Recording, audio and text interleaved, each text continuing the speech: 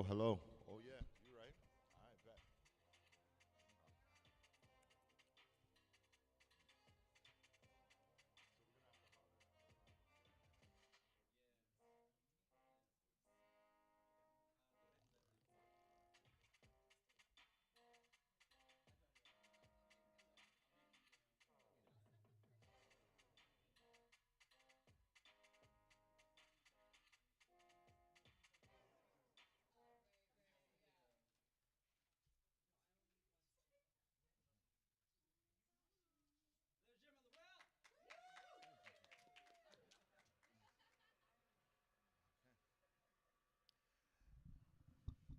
As we're slated, as we're slated to basically get started, first and foremost, y'all enjoyed that production. Y'all enjoyed those beats, didn't you?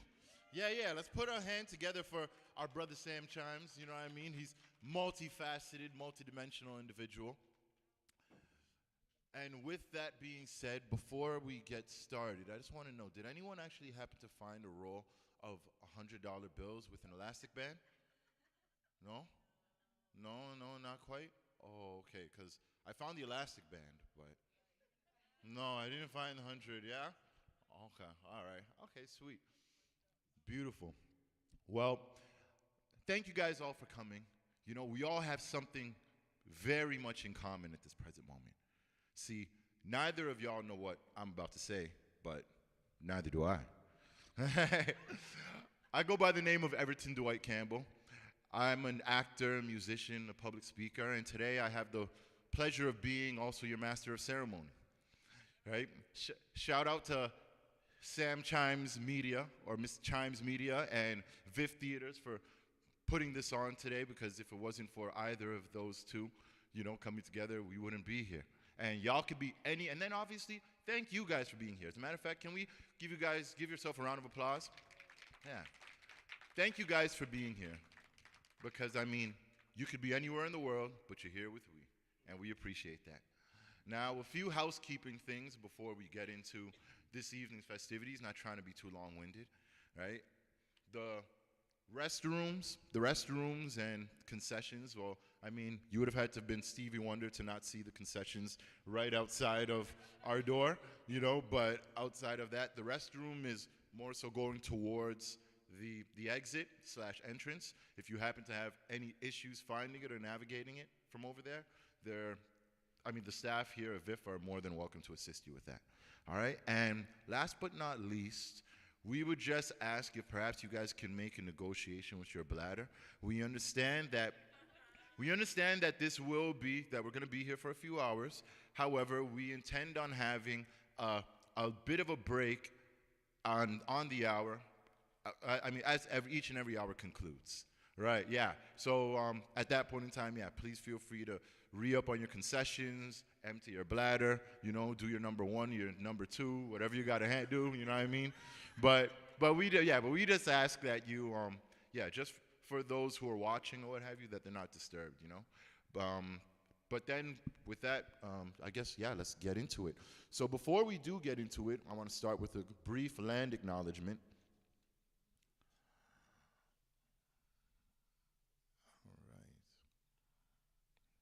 We are acknowledging the unceded territories. The city of Vancouver acknowledges that it is situated on the unceded traditional territories of the Musqueam, the Squamish, and the Tsleil-Waututh nations. Next, now that we've gotten the housekeeping out of the way, we have for you a very action-packed event. As a matter of fact, we have two divas in the house, you know? And, right? Yeah, we have two divas in the house, and we got some music on the way, which will be, we have the pleasure of being entertained prior to our feature film. So, with no further ado, if we can put our hands together to kick off this evening, introducing a local R&B artist who will be performing her latest single, Wine and Dine. Put your hands together for Sienna. I know y'all can do better than that. I said put your hands together for Sienna. Thank you. Thanks, Everton. Thanks, Sam, for having this event. I'm so excited. Thank you, all you beautiful people, for attending. Yeah, I'm going to sing my latest single, Wine and Dine.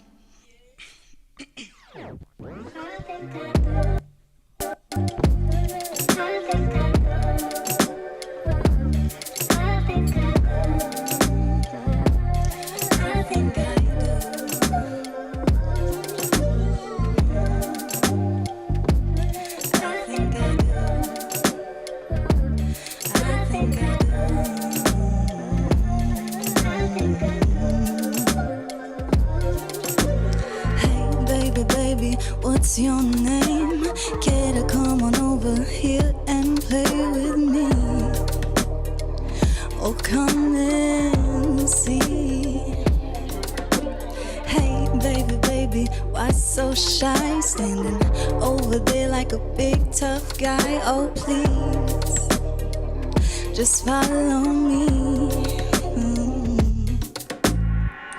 Long legs in the bright big city where the drinks are cheap and the girls stay pretty. You can drive around in a shiny Benz, probably running red lights with your hooligan friends. And you're at the bar and you're on a mission, trying to get a lady to give you some kisses. This is feeling right.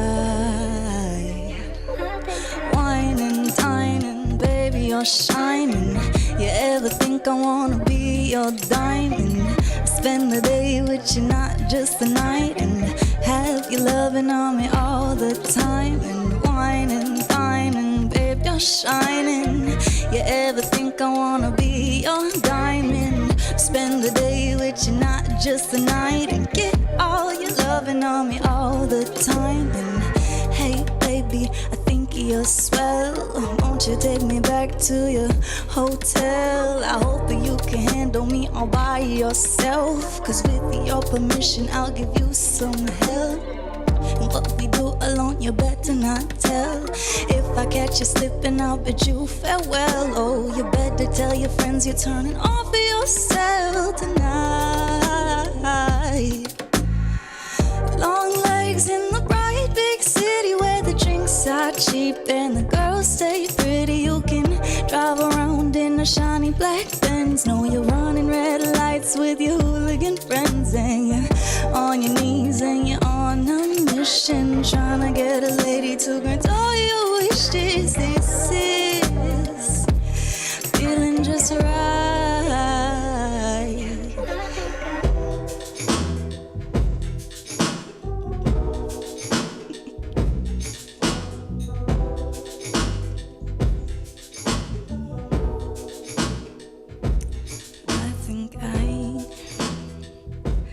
I think I do. I think I want you. I think I want you. Thank you. That was amazing. Thank you so much for that, Sienna. Yeah, let's give her another round of applause. She deserved it. I'd say she earned it. That was amazing. Next, we have a talented diva that has traveled and performed all across the globe. She's done a lot of work with numerous charities, as a matter of fact, and here to perform her latest single, Transformation. Let's give it up for Sarah Eske.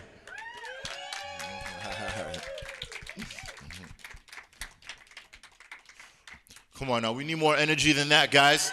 Give it up for Sarah Eske. All right. Thank you, Dwight. Hello, everyone. How are we doing tonight? So this song called Transformation, I actually wrote it a few years ago, and it's about overcoming challenges and changes in order to create new opportunities. And it's also trusting that, you know, everything will get better through challenges, and just it's all about having resilience. So the song is called Transformation. They say time is just an illusion, but being patient just ain't my solution. keep me on my toes. Stimulation, progress, quickening, transformation, transformation, transformation. You gotta keep on, keep it up. You don't have to wait too long. Things will come through. It's already here for you. You gotta keep on, keep it up. You don't have to wait too long. Things will come through. It's already here for you. Staying focused, my inspiration. Broke up with my past determination. Got another chance, continuation. Altered dramatically, transformation, transformation, transformation. You gotta keep on, keep it up. You don't have to wait too long. Things will come through. It's already here for you. You gotta keep on, keep it up. You don't have to wait too long. Things will come through. It's already here for you. Never gave up, held to my vision. So limitless, a divine revelation. Got another chance, continuation. Rising steadily, transformation, acceleration, transformation. You gotta keep on, keep it up. You don't have to wait too long. Things will come through. It's already here for you. You gotta keep on, keep it up. You don't have to wait too long. Things will come through. It's already here for you. Yeah, yeah, yeah. Thank you so much. Thank you. That was amazing. Let's give her another round of applause. Sarah S.K. See, look at this. Y'all showed up just to watch a documentary, and you guys have already been serenaded to by two lovely divas. Well, Sarah S.K. on all platforms, right? I believe. Oh, yeah. Yeah, Sarah S.K. Music and Sienna Samuel. All right. Yes, y'all stay tuned. Keep an eye out on them. Yeah, bright future ahead. And now the moment that we're all waiting for. Tales from Ideas Island. All right? I won't be long-winded because at the conclusion of this all, Sam will definitely be going into details and giving you guys a bit of a description of the process and his mindset going into it all. But sit back and enjoy. And to those of you on the live stream, shout out to each and every single one of y'all. I hope you guys enjoy as well too. Cheers.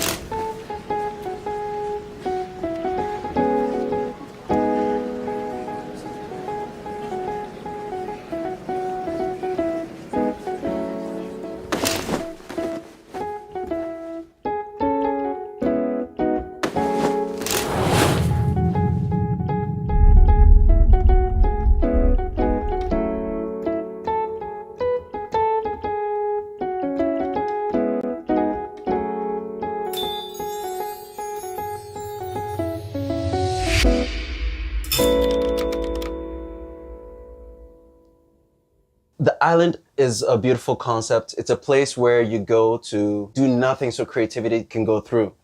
So you go, you spend 1 week, you get creative with your projects by being away from the rest of the world. Now, my project this year is to interview those who have spent time on this island and find out what transformations happened within them and what happened after with these transformations. Not only that, I also dig into, and we will do this, we'll dig into what happened during the COVID season, during lockdowns. And instead of focusing on the negative, I want to focus on what positive transformations happened when we all had to take our island time. Yeah. And that's why I created Ideas Island, so that people actually could take a week off and just feel how that is. Just pause and let the subconscious do its thing. Because best ideas come from the subconscious. The subconscious is a very quiet little voice, and you will not hear it unless you shut up. The reason I'm on this trip was I got a message from Frederick. Incoming email from Frederick Haran. This week's newsletter will be about Ideas Island. The project for Ideas Island is you apply at ideasisland.com. If he chooses you, you get to come and stay on this island for free for 1 week. You cover your flight, you cover your food, you cover your transportation, but you get to stay for free to work on an idea. And the premise of this island is getting a way to do nothing so that creativity can flow through. A few years ago, I created Ideas Island as a way for creative people to stay on a private island for a week for free to work on a creative project. But last year, we had so many bad experiences with guests that I almost gave up on the project. I heard that he was going to stop the project this year just because there was too much disrespect to the property, you know, bed sheets not being cleaned, food being left to waste in the fridge, you know, just, you know, not nice things. Outgoing email from Chimes. I sent him a message, I hit him up, I said, hey Frederick, I love this idea. I would love to come and document this island because it's given so much to me. It was the first place that I actually traveled to outside of the country when I started my music. And it was such a big deal in my music career and in my life. So I just felt it was very important for me to come back and document this place that was so pivotal in my life. I'm sorry to hear these things happened at the island. These things are so frustrating. The island is such an incredible idea, and it was the very first experience I had when my life and career changed in 2018. It's a place and program I'll never forget, as I had never experienced such as that before, and it gave me a rush of inspiration and creativity that's lasted many years. I must be honest and say, if this would be the last year this idea would be in the works, I would love to pay homage by creating a documentary in honor of Ideas Island. It's a seed thought and an offering I'd like to make and give. If this piques your interest, please let me know, as I'm letting it ruminate in my mind right now. Take care, Frederick. I trust whatever path you choose will flourish with the mind that you have. Best, Chimes, filmmaker. Incoming email from Frederick Haran. Good to hear from you. I would love that. A documentary about it sounds lovely. You want to come this summer? All right, unlike that, I'm on my way. Thank you guys for the shows. Thank you guys for the love. Thank you for the breakfast. I'll see you on the flip side. Chimes signing out, about to hit up Ideas Island, Zurich, Sweden, and Paris. Come back with a music video, maybe a few tunes. See how it goes. I'm about to have my island time. Peace.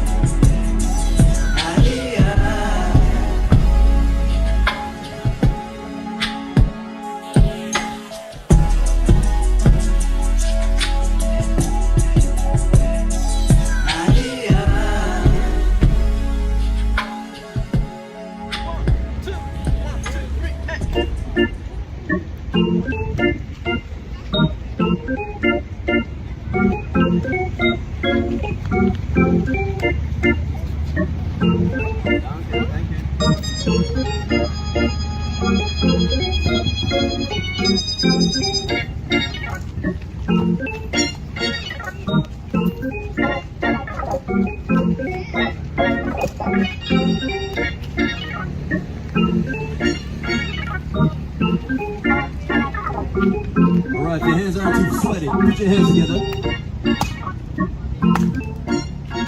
All right, we rolling? Yes, we are. All right, cool. Well, welcome to my half birthday. All right, so we already kind of started watching this, but here we go. I'm gonna start. All right. Okay, so the first guy, his name is Bill Tramposh, and he is a writer. And I forget the company exactly he was writing for, but anyway, his whole thing was that he went to the island to have the space of mind, the quietness, so that he can write blogs for this American museum company around the subject of creative aging. And creative aging, he was charged to create blogs to further encourage the older population to keep creativity, to keep going to the museum, and to keep their curiosity and creativity alive. So by going to the museum, they're learning more, and life is more fulfilling. I was edging up on retirement from a 40-year career managing and leading museums here in the US and abroad in New Zealand. And I was thinking of things I wanted to become engaged in. So I didn't want to work full-time. So I got a senior fellowship with the American Alliance of Museums. They're the major museum agency that lobbies for museums in the US. And they were looking for a senior fellow in the area of creative aging. In other words, how can we inspire and engage older populations in the museum experience? What I needed more than anything was time to reflect on a creative aging. And Ideas Island seemed like an excellent place to be perched for a week and write any number of blogs for the American Alliance of Museums website. There's a line in Thoreau's Walden where he said, when he's one of his first days after building his cabin in the woods, he mentions in his journals that, I spent the entire day sitting outside of my cabin, accomplishing absolutely nothing. And it was one of the most rewarding days of my life. And we don't always have to be rushing around. If we wait a bit, like the author of The Fly Trap, if we wait a bit, riches come. Just need to be alone and silent and reflect. And I think it really works. Ideas Island is a wonderful little petri dish for that. One of the thoughts that became very clear to me in my time on Ideas Island and ever since is that this whole field of creative aging, which I was employed to write about and study and try to engage people in thinking about, I came down to the kind of lowest common denominator of what creative aging is. It can be fancy, it can be courses, it can be this and that. But basically, if you were to boil it down like you boil down maple sap to syrup, what you end up with is it's all about curiosity. And if we don't watch out, we lose the curiosity we have when we are children. We have to keep on nourishing that. Well, Bill, thank you so much. I do really appreciate your time and your energy and your years of wisdom. I really appreciate that. In fact, I was speaking about years of wisdom. I was just talking to my friend yesterday saying, I'm in my 30s now. I look very young, I know, but I was just saying, I'm beginning to really appreciate the wisdom in people who are older than me, because I have no idea what it's like to be in my 40s or in my 50s. But now that I'm in my 30s, I can look back or converse with someone who's 10 years old, and I can realize, I know you think you know a lot, and that's beautiful. I appreciate your confidence and all that. But I also know that there's a difference in knowing 30 years of experience. And, I begin to listen to people who are older than me in a whole different kind of way, So I just want to say that's your experience. Well, that's really encouraging to hear, Sam, because I think the U.S. doesn't necessarily do the best job listening to older folks. They kind of get pushed out of the way. So it's very nice to hear you say that. And like I said at the beginning before you started recording, I think I love watching your YouTubes, and I love watching what you do on the streets. You're a very, very talented guy. Thank you. Appreciate I that. hope you come to are you coming to San Francisco sometime? Well, hey, if there's an invite, I would love, people have told me, yeah, your music, you got to go to the States because Canada is like that younger brother that's like, okay, we know you're trying. Okay, I'll be promoting you to my daughter. Oh, thank you. Okay, next guy is Peter Sandberg, and he is a painter. He was in the corporate world before, and he explains that going to the island really inspired him to pick up painting, and his whole thing is talking about how you're never too old to get into your creative life. You're never too old to change. You're never too old to transform. Whether it is for creativity or out of creativity, like as far as creative life, I mean, it's fluid, whatever you think, you're right. So he chose to become a painter, and I will be adding, but yeah, you'll be able to see his painting. I'll be showcasing some of that. And he's a master at his work, Peter Sandberg. It's kind of like hard to sum up who I was or what I did before, but I've been working both as an entrepreneur and also intrapreneur, business developer in both large and small corporations, as well as having my own companies.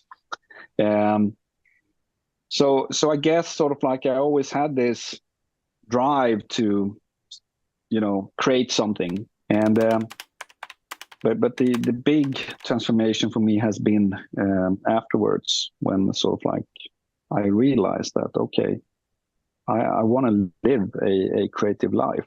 I want my life and every day to be about creating something.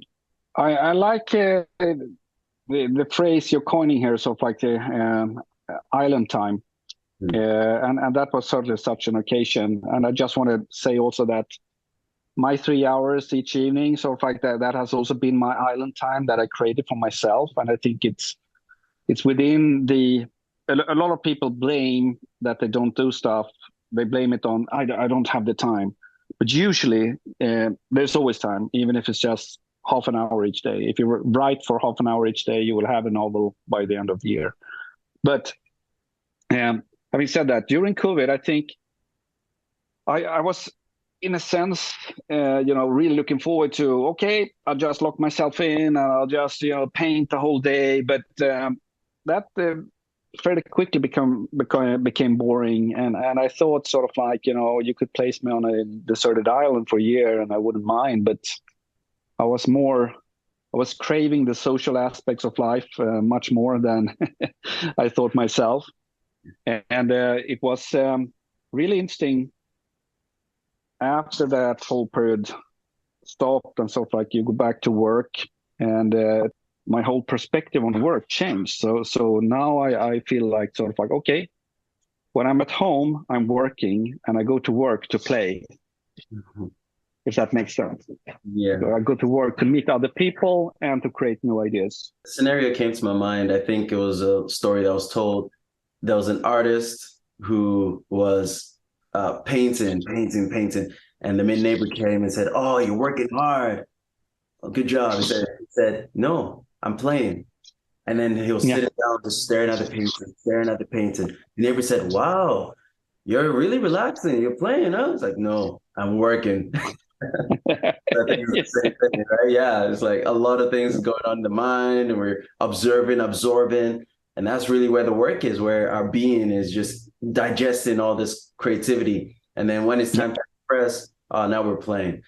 Just like with your paintings, it's taking you 50 years to maybe a little less, right? When you went to the island to get that realization. And then another 10 years, you figured out how to paint so well. And now you're coming to another realization of the creative writing. So there's lots of years of work. And then you take maybe 5 seconds, boom, you do this amazing painting. I'm sure you could do something amazing in 5 seconds now. But somebody will say, "Oh, you did that in 5 seconds, amazing." And then maybe you give it to them. That'll be $30,000 or francs or whatever. But just 5 seconds? It's like, no, it took you 50 years to make this painting in 5 seconds. And I like what you say, so like being consistent with it and compound interest. That's so true. And turning it into, trying to turn it into a habit, then it also is easier sort of like to stick to it, and the progress will come by itself.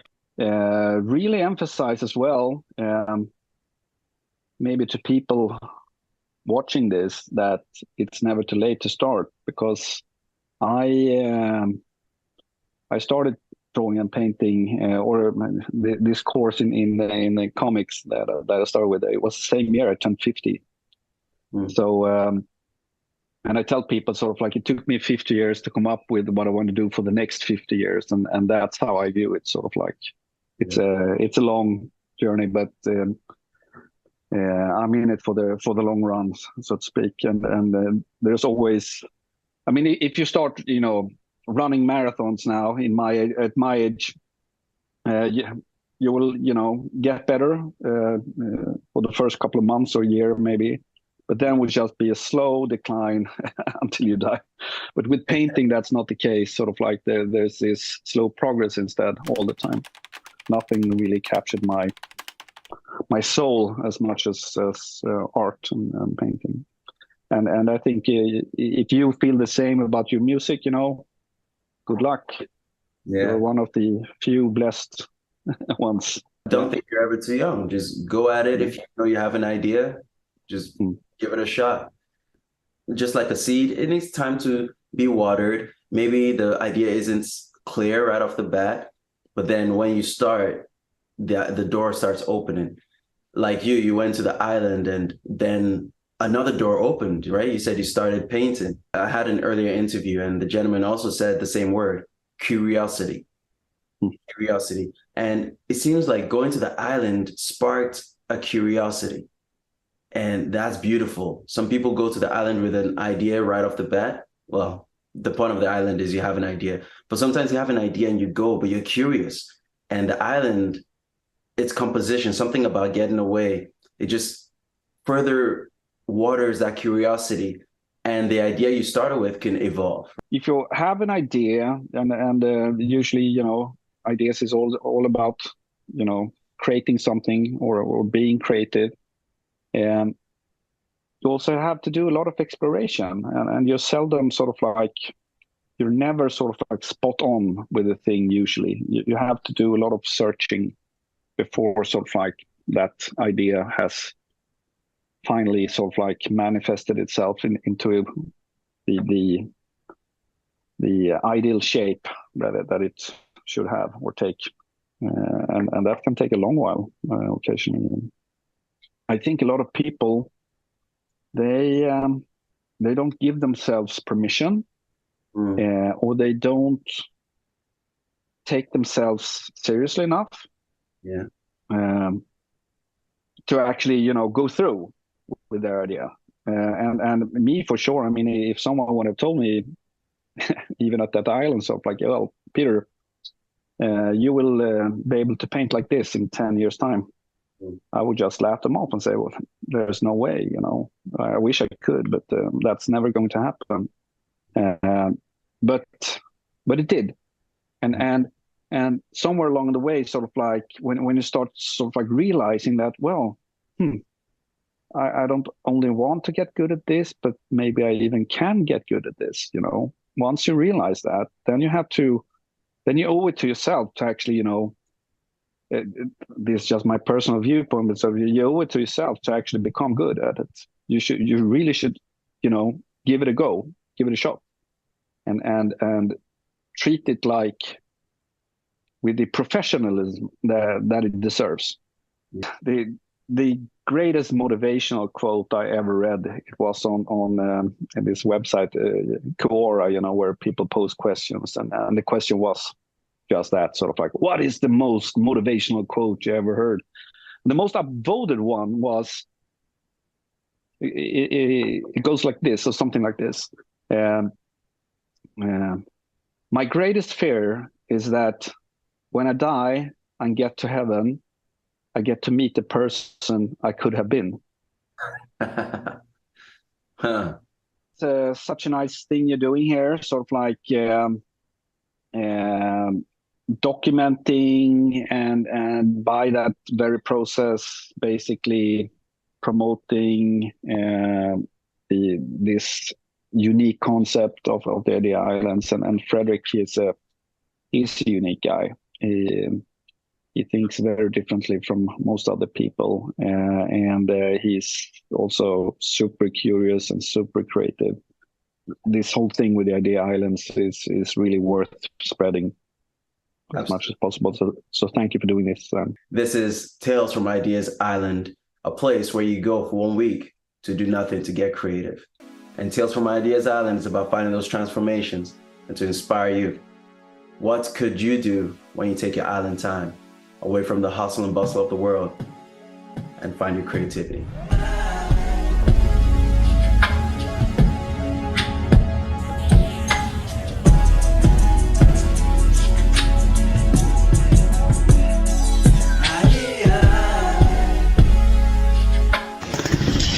I made it into Sweden. Now I'm just picking up my car. Here with Hertz. Nobody's in the office, it's locked, so I'll be given a code. And yeah, I'm just pick up the car. Stuff's cool, man. Self-serve. Sheesh. Man, these things never come without some kind of struggle, huh? Having issues with this thing now. I need to get to the island, and yeah, it's not working. See as it sounds. I'm trying to figure it out, but let's see what happens.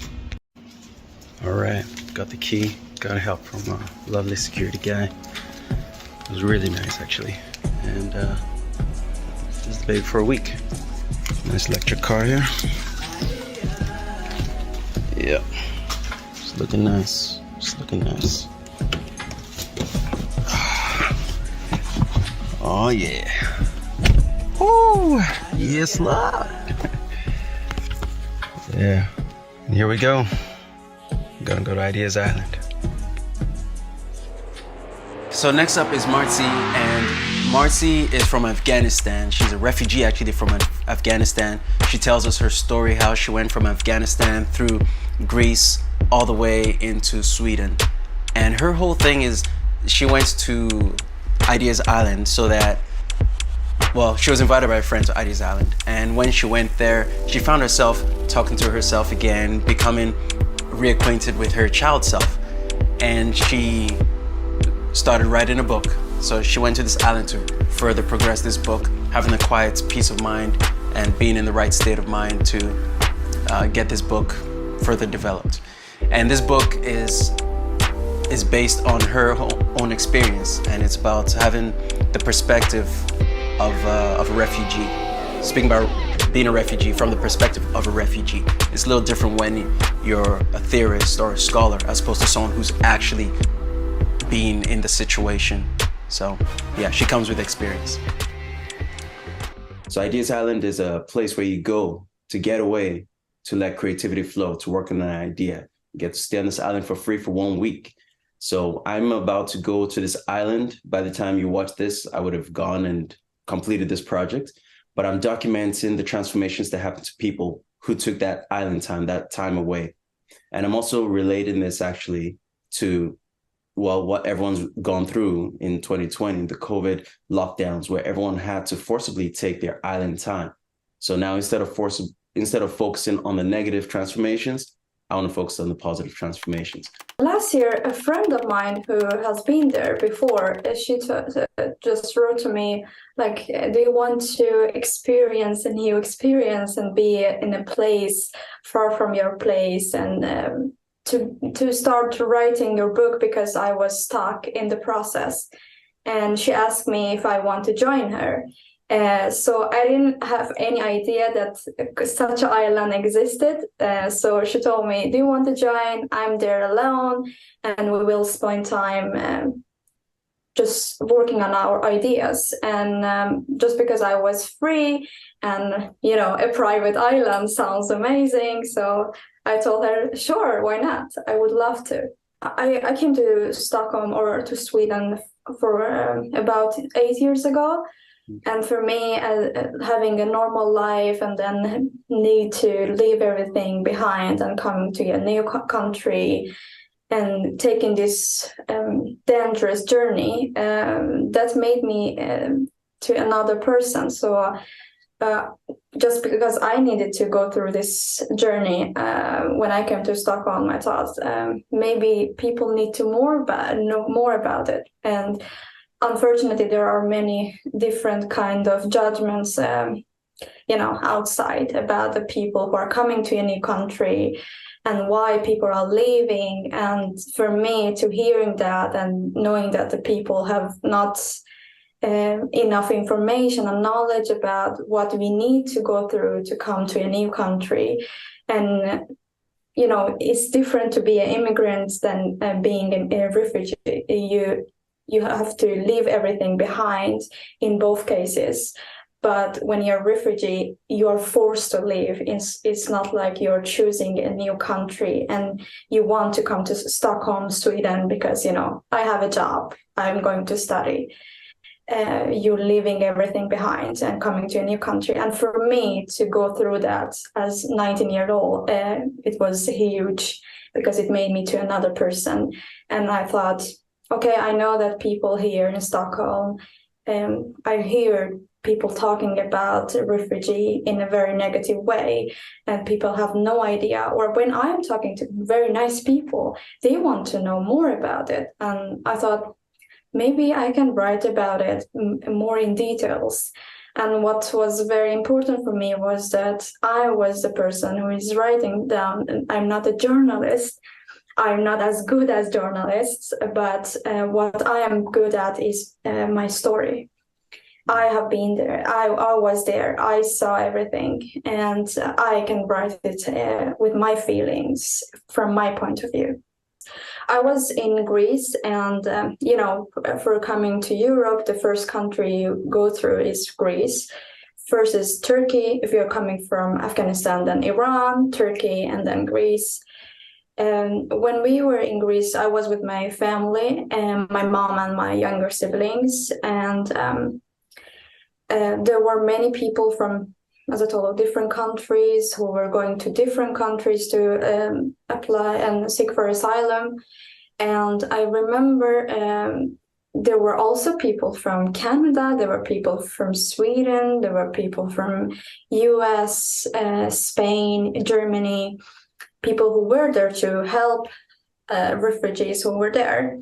And for me, this was the first time in my whole life that I'm seeing people are at the same place, under the same roof, the same sky, who are trying to help you and are not expecting anything in return. And it was so special that it is very difficult to explain with the words. But my feeling, I just cried because for the first time in my life, no one is judging me because of my background. No one is judging me because of the religion, from the country that I'm coming from, my economical situation, or how are my clothes, or anything like that. And these people are there just to help us. Because in Greece, you know, in those first days, you have to register yourself. We were in an island called Lesbos. I don't know if you know that island. There are many different islands in Greece, but that was the island we arrived to. And we needed to register ourselves just because we need that paper and document to leave to Athens, and then from there to other countries in Europe. And I remember how nervous and stressed we were, just because, you know, anything could happen. Angela Merkel could, because she was the person who let everyone to come to Europe. She told that, yeah, if people just arrive to Germany, they can apply and they can seek asylum. So we were very nervous. We knew that Greece, they didn't want us because they had already many other refugees. So we wanted to just get to the destination we wanted to get to, and Germany was one of them. We weren't sure, but we wanted to get there. And maybe after that, if Germany didn't want us, maybe we could try another country. So we were very stressed out, and we wanted to leave Greece as soon as possible. So when in those 3 days when we were in Lesbos, it rained. I can say cat and dogs. It rained a lot, and we were totally wet. And in that time, you didn't actually care about that you are wet because it rained so much. As soon as we just changed out and just change the clothes, take some new clothes, it was the same. So after some hours, we didn't care about having wet clothes on us. And as a human, sometimes you have to go through some stages in your life and some moments that you cannot even imagine that you have to go through. And for me, that moment was we had to stand in line for get the papers. And when we were standing in line, it rained so much and we couldn't leave the line, because if you just left the line, you had to start once again. And it was thousands of people in front of you, behind you. And I remember I'm standing there. It wasn't just me and my brothers and my sisters. When we talk later, we just peed on ourselves, and just because you cannot leave the line and you cannot go someone else, you need to take these papers. And for me, if you told me some years ago that under rain you have to stand many hours without sleep and waiting for your papers, and you are so focused, you think about these papers so much that you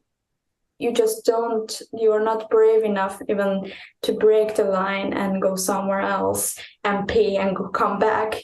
You pee on the same place. I would say you're crazy. I wouldn't do that. But sometimes we are so vulnerable, and the problems around us, how we survive, how we manage the situations. The first day, I remember I talked to my friend. We drank some coffee and then we separated.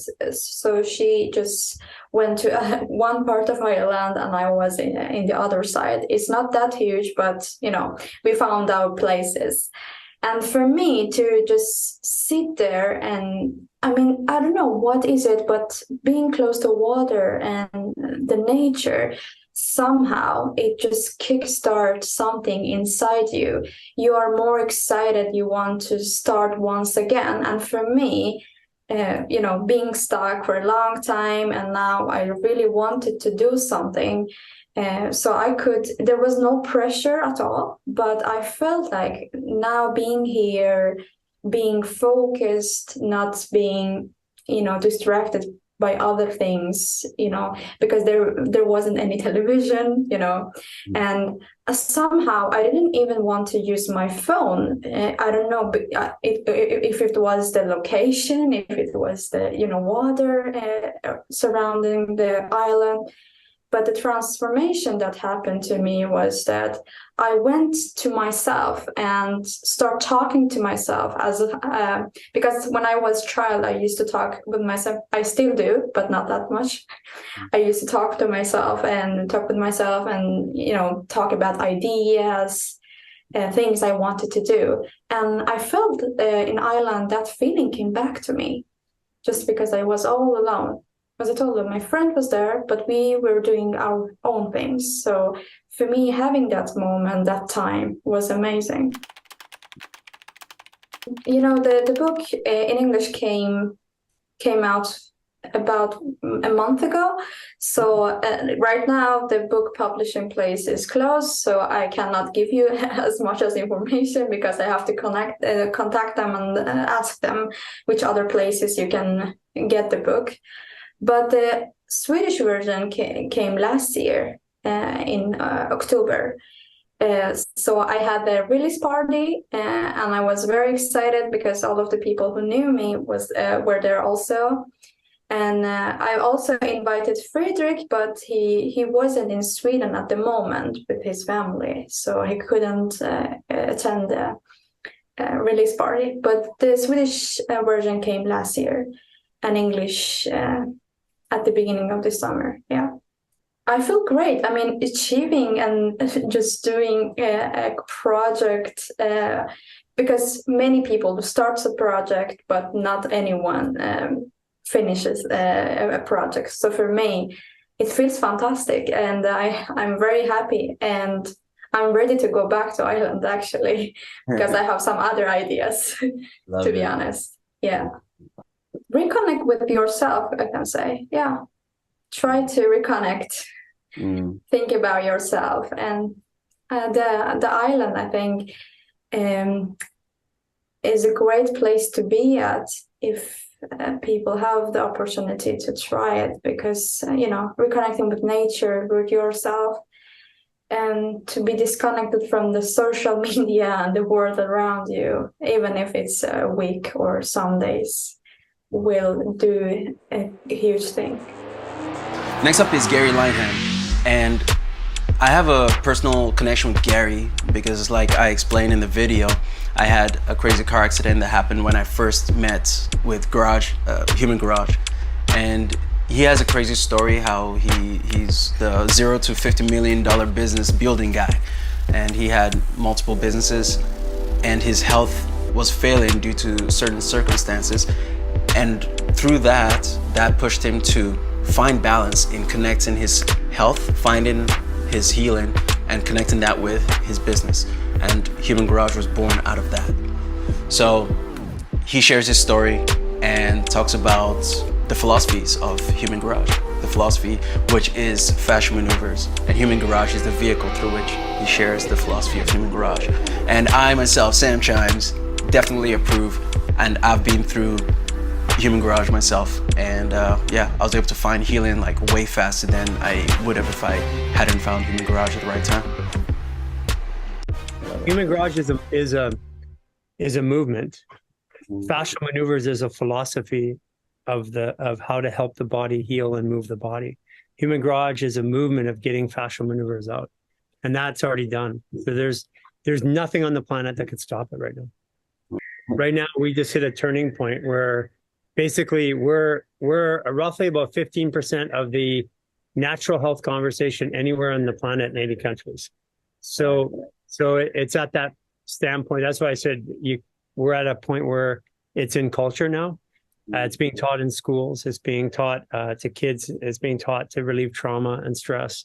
And since it's already being taught to kids, that's the end goal, because that makes sure that it survives through whatever happens to us. Money has nothing to do with wealth. Money is death. Yes, absolutely. That's what it is. It measures the amount of time that humans live to produce it. There's over 20 million people around the world doing it weekly right now. Amazing. I've noticed the numbers on social media. And Thank for sure. yeah, the social media isn't even close to the comparison, because it's our offline movement. It's doctors and practitioners and coaches and health coaches and trauma coaches and hospitals and all that implementing the work through, because it's really a manual process. Once you learn it, you don't go back and do it all. You look at it once and you share it thousands of times, right? Cool. Like with my car accident, that was my biggest thing, right? With the car accident, and then on top of that, for me, learning the fascia philosophy and just getting a self-awareness anyway, right? So before my accident, I didn't understand that I could twist here and pop my hip, you know what I'm saying? So just getting that awareness. And I think I saw a video of yours where you were talking about, I think someone asked a question about, as a practitioner, do I need to learn everything? Do I have to learn the whole manual? And you said, no, you don't need to learn everything. There's way too much, right? So it's about learning the formula, learning the formula, and then going from there, and that will lead and guide you. I quite like that. It's quite intuitive. It's about self-empowerment. Yeah, I quite like that about Human Garage. It's a philosophy. It's a philosophy of how the body works and how to work with it. And it's a new understanding or new understanding, because we have been understanding for years what we've been told without having an understanding of what that really means. Yeah. And people know so much in their head about the human experience, right, and very little in their experience. So they've learned the experience through their head or through their thoughts without having much of an experience. Like, you're going around the world and having an experience, which is really cool. Most people are writing about it, talking about it, thinking about it, but not doing it. There's a difference between you and a lot of other people. There is no practitioner on the planet Earth that can heal somebody. Mm-hmm. There's no medication that can heal you. The body naturally has healing mechanisms built in, and they've been disabled by our current belief systems and the current way of approaching the human body.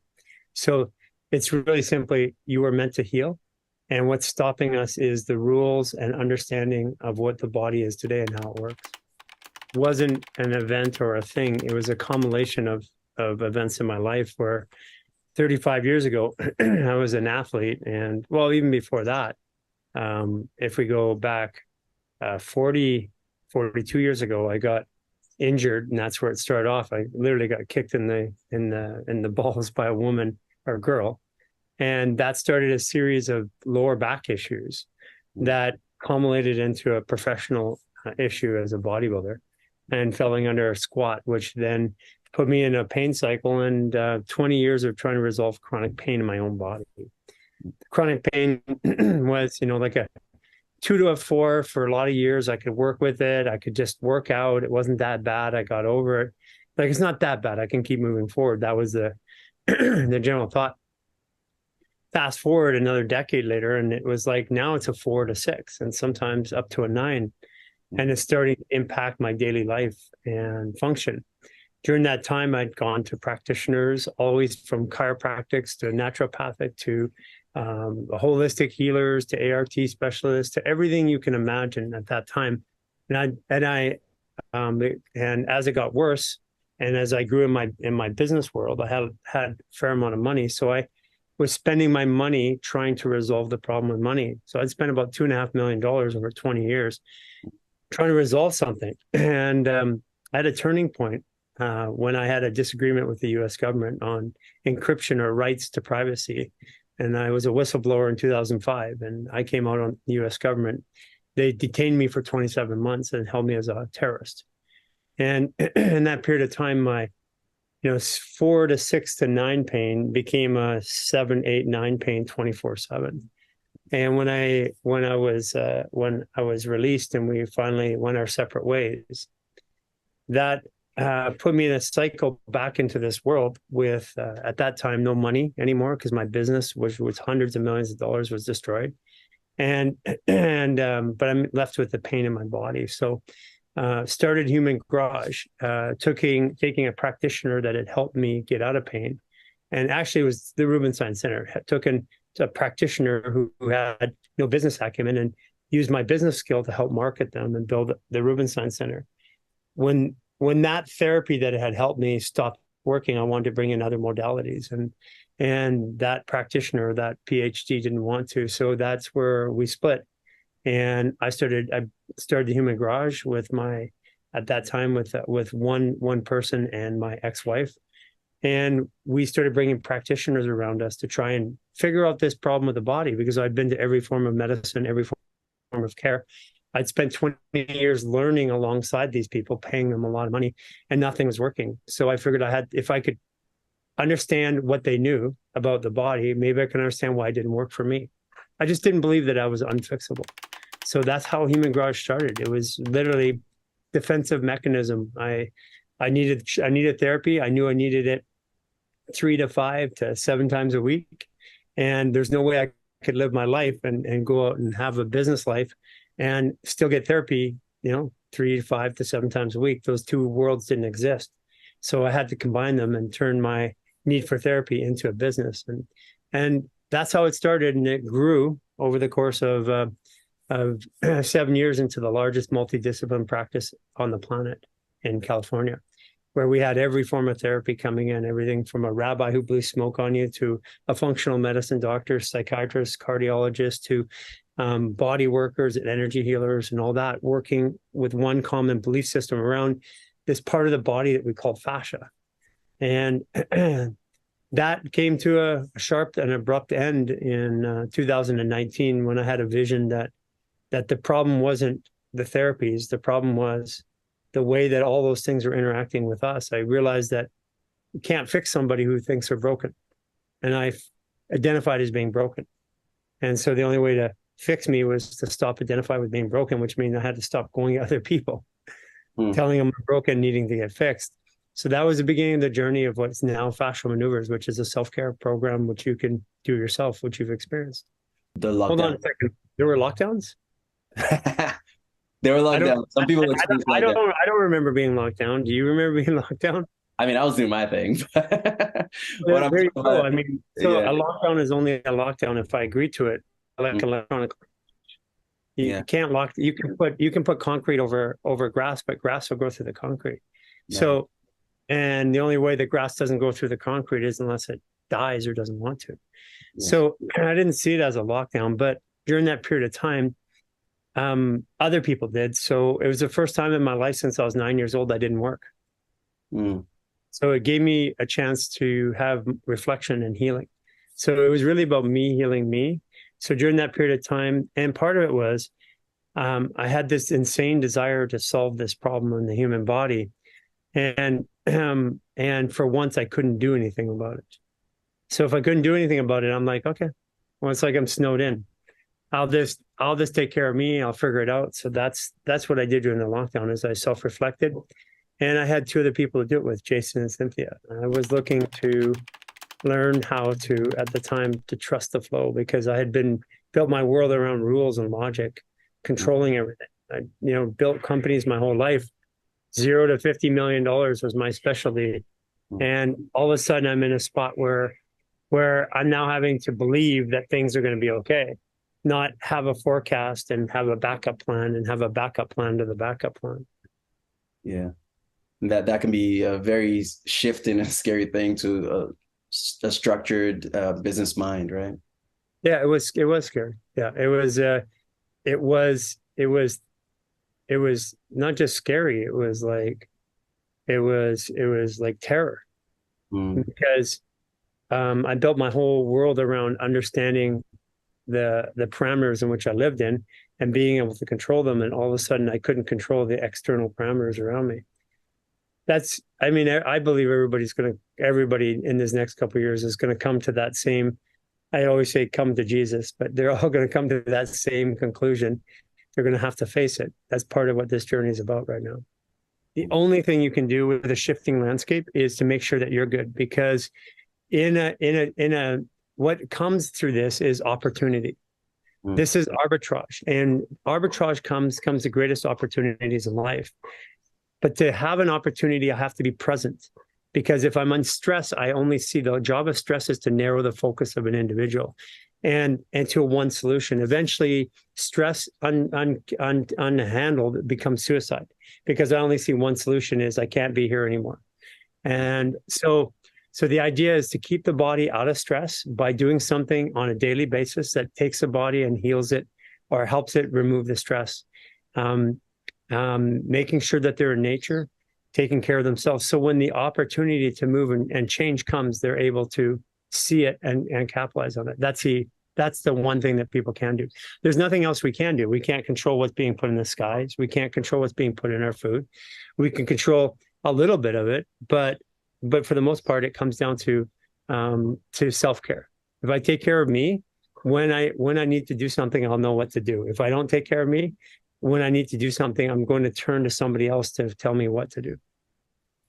I like that. It's like, I mean, it's that, what do I say? It's like this, it's the same spirit of, I'll say the same spirit of Human Garage. It's like, here's the philosophy, the body heals itself, right? So if you can just get in alignment, and yeah, when the time comes, and I can definitely attest to that. I mean, my own personal testimony is I went to South Korea. October 2nd was my flight. And months before, I just had this thought or feeling or intuition. I just know this feeling or the thought when it's pretty likely to happen. And it was that I was going to travel again with more than just myself. And I went with 4 other artists. And on October 1st, the day before my flight, all COVID restrictions was erased for travel. I'm like, no way I could have known that, you know, but it all worked out. Well, it's learning to feel our way through the world. And the reason we don't feel our way through the world anymore is because our body's in stress. If my body's in stress, my inside world is stressed. So that means my outside world presents stressful situations. Right. So if I take the stress out of my body on a daily basis, and, you know, one of the ways, there's ways to do it, connecting with nature. Another way to do it is with music, what you're doing, by the harmony, the harmonic frequency of singing on a regular basis releases oxytocin, serotonin, dopamine. This is partly why you're so chill and so cool, because even a lot of recording artists don't sing every day. Like, you sing daily, which is very different than a lot of recording artists that go sing at these blocks of time, wear themselves out, and then they don't sing. It's like, for example, if I have a job over here and then I have to go over here, I make money to go take care of myself over here, eventually that fails. And that's why most recording artists, in my opinion, because a lot of them are some of the top in the world, are my personal clients. That's why they fail at the end. And the difference that I see with you is you're living this life of helping people through music, and you're doing it every day. So that is a practice. It's not an art necessarily. You turn your art into a practice. And that's where true health comes from. Sam, it was great talking to you. It's interesting to watch your journey. I'm sure at some point this interview is going to be able to, let's say, just draw some eyes to you. And I'm happy to do that. I appreciate you played at our first Christmas party. Yes. We'll have to have it come back and play at another one sometime in one of our resorts. That would be so beautiful. And, you know, I'll come back in a whole elevated level. I can guarantee that. I can see the white light around you. It's really, really nice to see. All right. It's time for some grocery shopping. Let's go.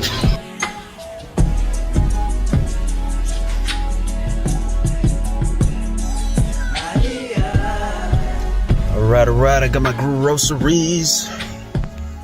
Ready to get onto this island and go cook some good home-cooked meal. It's been a long 2 days on the bus. It's been good on the bus, though. I kind of like it being quiet. Lots of time. Sent some emails out to some venues over in Paris. And we'll be following up with them. Hopefully they can get back to me and we can book some shows.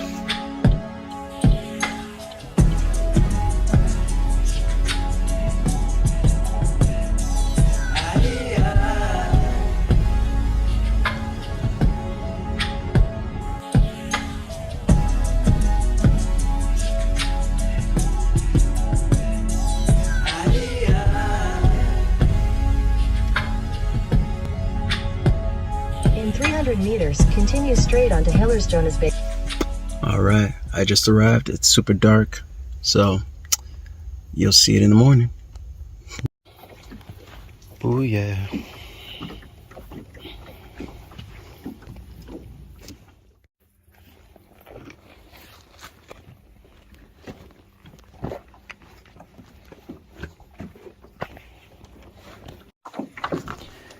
Wow.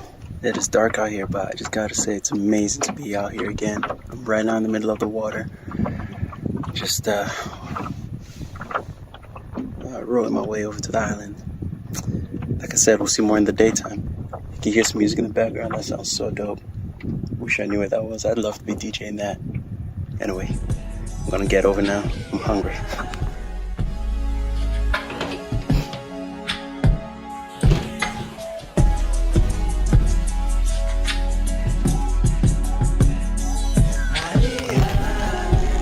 Ideas Island, yo. I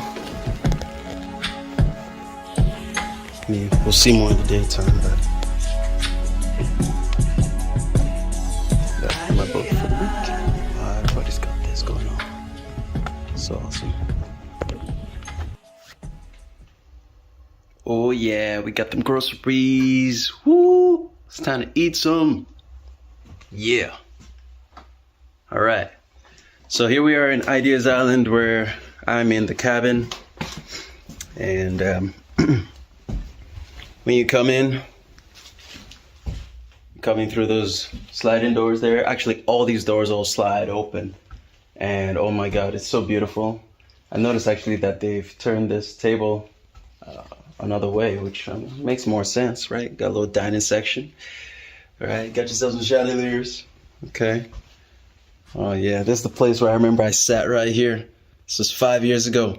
Sat right here, made an instrumental. Sat right here. Did that artist killing the living interview sessions. Yes, sir. Back in Ideas Island, baby. Back in Ideas Island. Man, this is a beautiful spot. Like, even cinematic. Look at that. Woo! Have a little party in here. But this is not a party place. This is a place to get away, to do nothing, let creativity flow. For me, I'm documenting transformations. I'm documenting my transformation. I already started writing some things. My goodness, I've already written like a little, probably 5 pages worth already. But anyway, what we got here? This is your living room. All right, hey, look, it's Frederick. Frederick Herring himself. Yeah, that's beautiful. I never noticed this before, but got a little fireplace down here. Yeah, this is gorgeous. This is gorgeous. And then there was a book that one of the guys who I interviewed, he told me about. I'm gonna have to find it.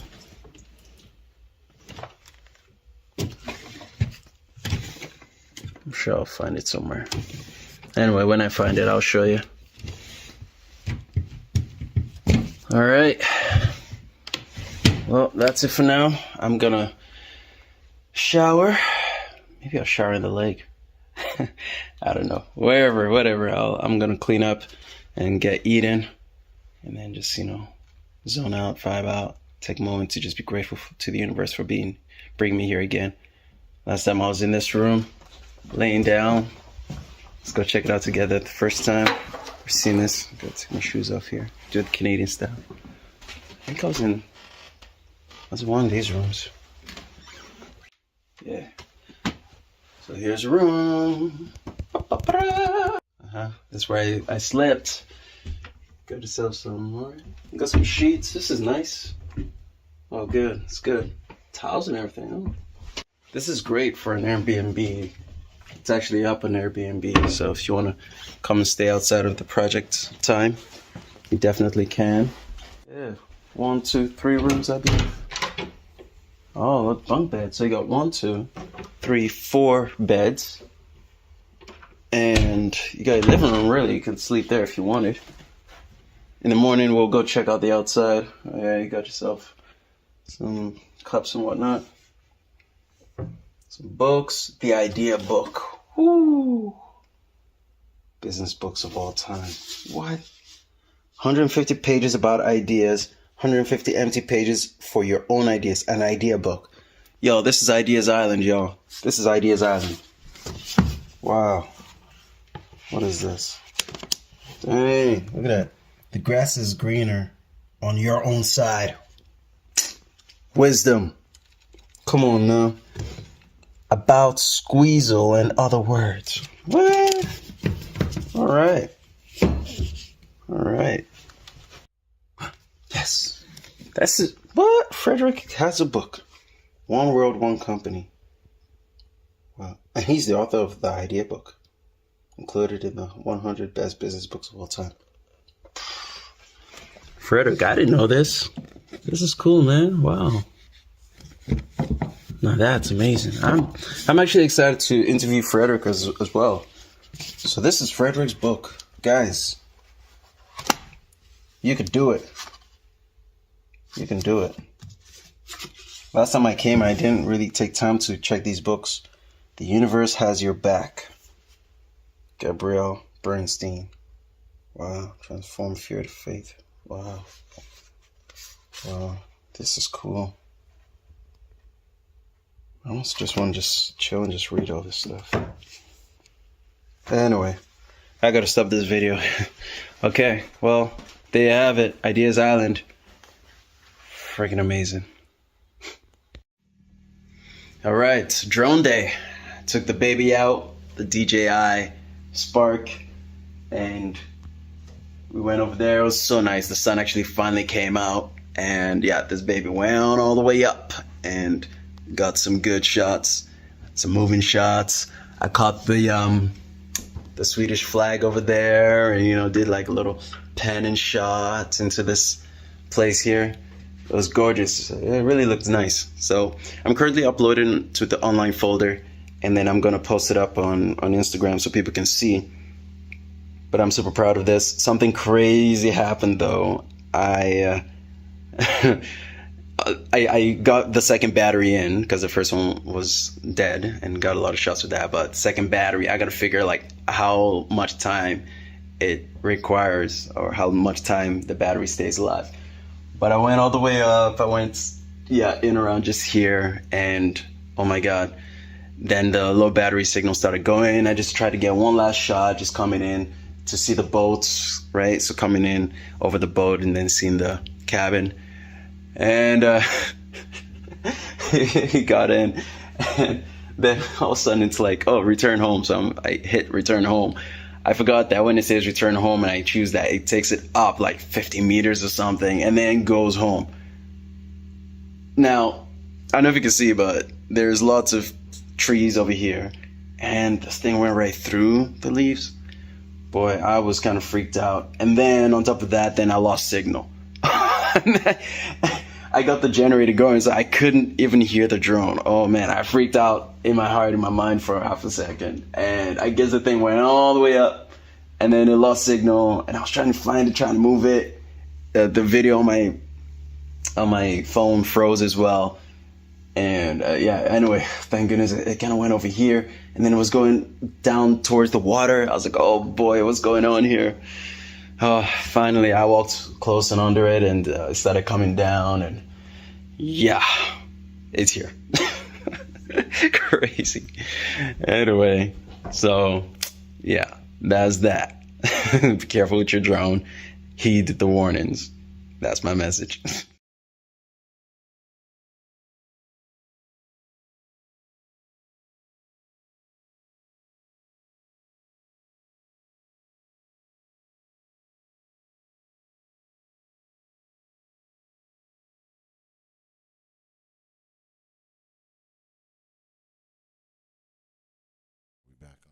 There we are. All right. So that concludes the first portion of Ideas Island. So now I will strongly recommend or encourage you all to, perhaps maybe go empty your bladders, go grab something from the concession stand, do a little bathroom mirror selfie, whatever floats your boat. But we will be back here in 5 minutes to restart the next portion. So, see you.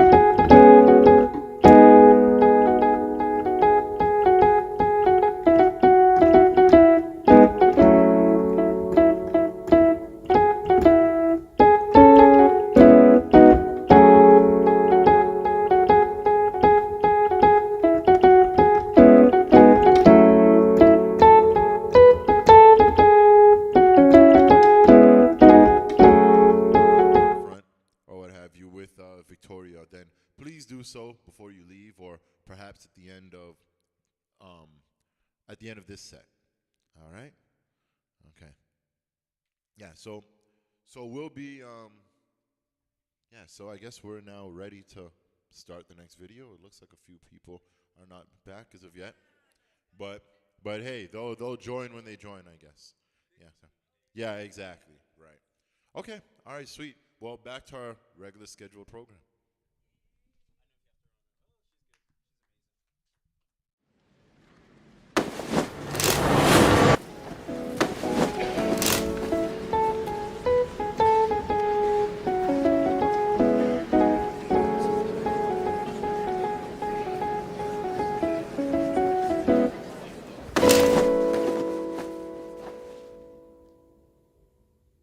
So Devin Mars, I don't remember how I met Devin Mars, but I guess we've known each other forever. So from a previous Live Plus, he's a local artist, visual artist, and I've had the opportunity of being in the same venues and different events with him. And it's funny because back in 2019, I was at the show, Raw Artist Showcase, and he was there, but we hadn't met each other. But he shares about his transformation and how his wife became pregnant back in 2015 or 2018, I have to double check. But her becoming pregnant was very conducive to him experiencing his transformation. And now what he does is he does art to pay homage to those who've come before him and to also encourage those after him. And so this is what some of this transformation has done for him too. Me, I'm from Philly, actually. I'm from Philadelphia. Yeah. Did they actually make those good Philly steaks, or?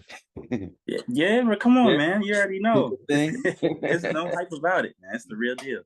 Ideas Island, the main concept is a place to get away, to do nothing, for creativity to flow.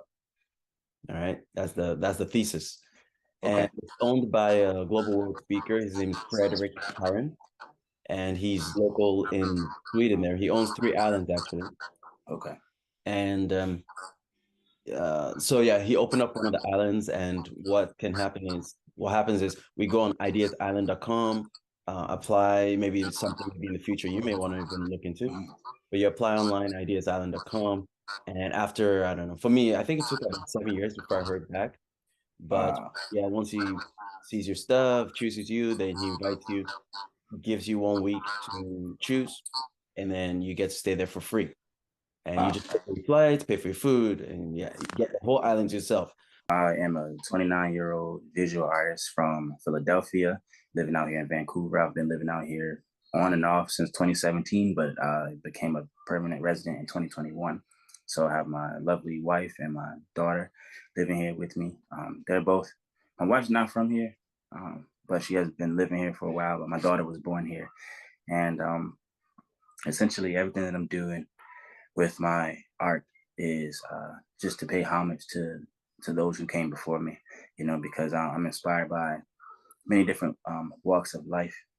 And essentially, I just want to pay homage to everybody who helped basically give me some of the creative juices along the way to create what I create, whether it be visually, sonically, through dance, bodily expression. So that's what I'm about. And I go by Devin Mars. Mars stands for movement, arithmetic, rhythm, and sound. Right? I think those 4 principles help to establish a firm understanding of the world around us.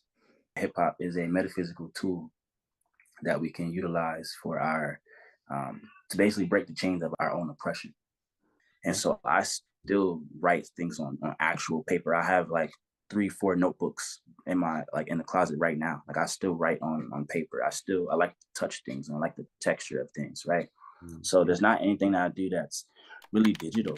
It's interesting because there's actually 2 circumstances that actually parallel themselves, right? Okay. So before I officially moved out here, like in 2018, my wife was pregnant. She got pregnant in June of 2018. And from that moment, that was like the pivotal moment where I knew, I was like, okay, I have to start changing the people that I'm around. I have to start paying more attention to my surroundings. So like she lived here in Vancouver, but I was actually in Charlotte, North Carolina at the time. And I knew that I wanted to be with her. I knew that living out here with her was a viable option. And just having the truth of her telling me that she was pregnant, and then me looking to my left and my right and not feeling that I had people around me that I could trust. But just to talk about like, how did I feel with hearing like, wow, you're pregnant? Like we know about the part of mother giving birth and like what we as men need to do for our women. But I think it's not spoken about very much in the same light when we bring up how men truly feel. Like there was times where I went through desperation, I went through depression. And this time it's supposed to be a happy time, but it was not a happy time for me, because I knew that there was a lot of stuff that I had to let go of, a lot of vices that I had to let go of. And I knew I had to become a better person. And I also knew that I wasn't willing or ready to become a better person in that time. And it's one of those situations where, because she was far away from me, and because I'm the type of person, like I just, and having the truth be like, okay, this is my kid. I don't ever want to abandon my kid. I'm going to do the best that I can to come out there and show up for my kid. So that took everything in me to make that move. I moved from everything that I knew. I moved from everybody that I knew. Like any person that I was speaking to in that time, I don't talk to anybody that was in my life 5 years ago. Like not a single person. Even now to this day, like when it comes to like my circle is my wife and my daughter. Mm-hmm. Like that's how much I've drew back from everything and everybody, from the stuff that I was consuming, even like certain music that I was listening to. Like that just, it took me to that point, because I knew what I went through growing up. And so what I wanted to do is I really deeply wanted to provide a better life for my kid, because I felt that I owed it to her. I felt that I owed it to my wife too. A week into me getting here, someone from Charlotte hit me up to invite me to this art show called Raw Artists. I had never heard of it before. I said, man, I just left Charlotte. I'm in Vancouver though. Do y'all have anything like that out here? She said, actually, we do. She sent me 2 complimentary tickets. My wife, full belly, 3rd trimester and everything. I took her to the show with me in Vancouver. It was at Celebrities nightclub over on Davie Street, right? So we go there. I'm connecting with all these like amazing artists at the time, right? Like I said, just that past summer, I wanted to be in an art show. I wanted to be surrounded by that. I didn't even know that people were actually doing that. So fast forward, I'm here. And I'm looking for the curator of the event. I'm like, where is she? I'm talking to the people at the door. I'm like, hey, how can I get in contact? Yeah. Time for a second. Yeah. Was that where we met? At that No. 2019? I don't remember meeting you. It was 2019, but I don't remember meeting you. Bro, we were in the same room, bro.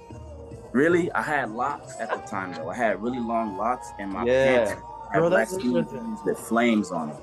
That's crazy. I mean, I don't remember, obviously, but yeah. I performed at that show. Yeah? Word. Okay. Yeah, later on, maybe I'll send you the video. Maybe you'll remember Okay. That's so crazy. Word. All right, carry on. Word. That's fly, man. See? Beautiful, Full circle moment. Yeah, man. But one thing I'll never forget, and if I ever have a platform big enough, I will literally tell this to all of the Black people in the world, especially the ones in the U.S. who are still afraid of the police. This officer, when I asked him, officer, what should I call you? Like, officer what? He said, no, just call me Cameron. Like through my art and me just being myself, this officer who's on duty, approaches me, and now we're on first name basis. I haven't talked to him ever since that day, but it's just the fact that happened. Like, I haven't told anyone that lives in the U.S. that it would be hard for them to believe that. Yeah, just because of what we've been shown, So I have that ability. Just the other day, I took my daughter to the library. This is right around the time when Sound of Freedom came out. I don't know if you heard about Sound of Freedom. It rings a bell. Yeah, this movie that got put out about the child trafficking and stuff like that. But I felt moved by it, and it had a lot to do with my upbringing as well as my wife's upbringing. And so I'm holding my daughter in my arms and I'm telling her, hey, I'm going to go speak to this police. 4 of them there. And I just approached them and start talking to them. They have their shades on. By the end of the conversation, the main guy who I was speaking to, who was probably their superior, he takes his shades off while he's talking to me to address me. And I'm like, I'm just in my mind, I'm like, wow, like this is the power that comes from like being yourself. And it's not like exerting power over people. It's like, no, I've arrived. Like this is, I know I'm gonna be able to do something very helpful in our community because of just what I just commanded just now. You know, and if I could do that for them, which for us, that seemed like that was one of our biggest obstacles, dealing with the police. You know, it's like I can garner the respect of them too, then who can't respect me? You know? And that comes from just being the kind of person that I have to be in life. And the challenges that we face is like, you know, those rumors about COVID starting from China and Wuhan and stuff like that. So people would look at her as if like she had it, and like the way that she was treated really opened my eyes to like just the world that we lived in, you know what I mean?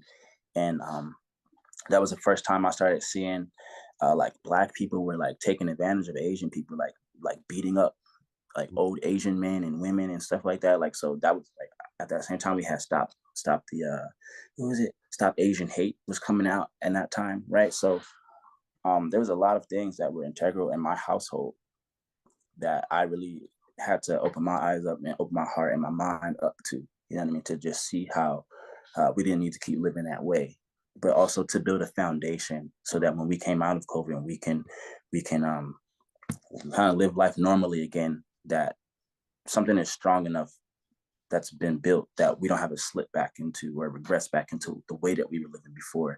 So I think that was like one of the most integral things that came out of COVID, other than I would say like just the sheer determination to just make ends meet. Honestly, like my wife was selling like just random thing, anything she could find to sell on Facebook Marketplace. She would buy stuff or she would get it for free. I'd go and drive and pick it up and we'd flip it. Sometimes it'd be $10, sometimes it'd be $20, but it was something. It was gas money. It was we can buy a carton of eggs. It was literally just all the things that we had to resort to. She showed me how resourceful we could be. Man, it's the 50th anniversary of hip hop this year. And as I shared with you, it's bigger than rap music, man. It's the way we walk, it's the way we talk, it's the way we move, the way we breathe, the way we build ourselves up, the way we build our community up, you know. Rap is rhythm and poetry.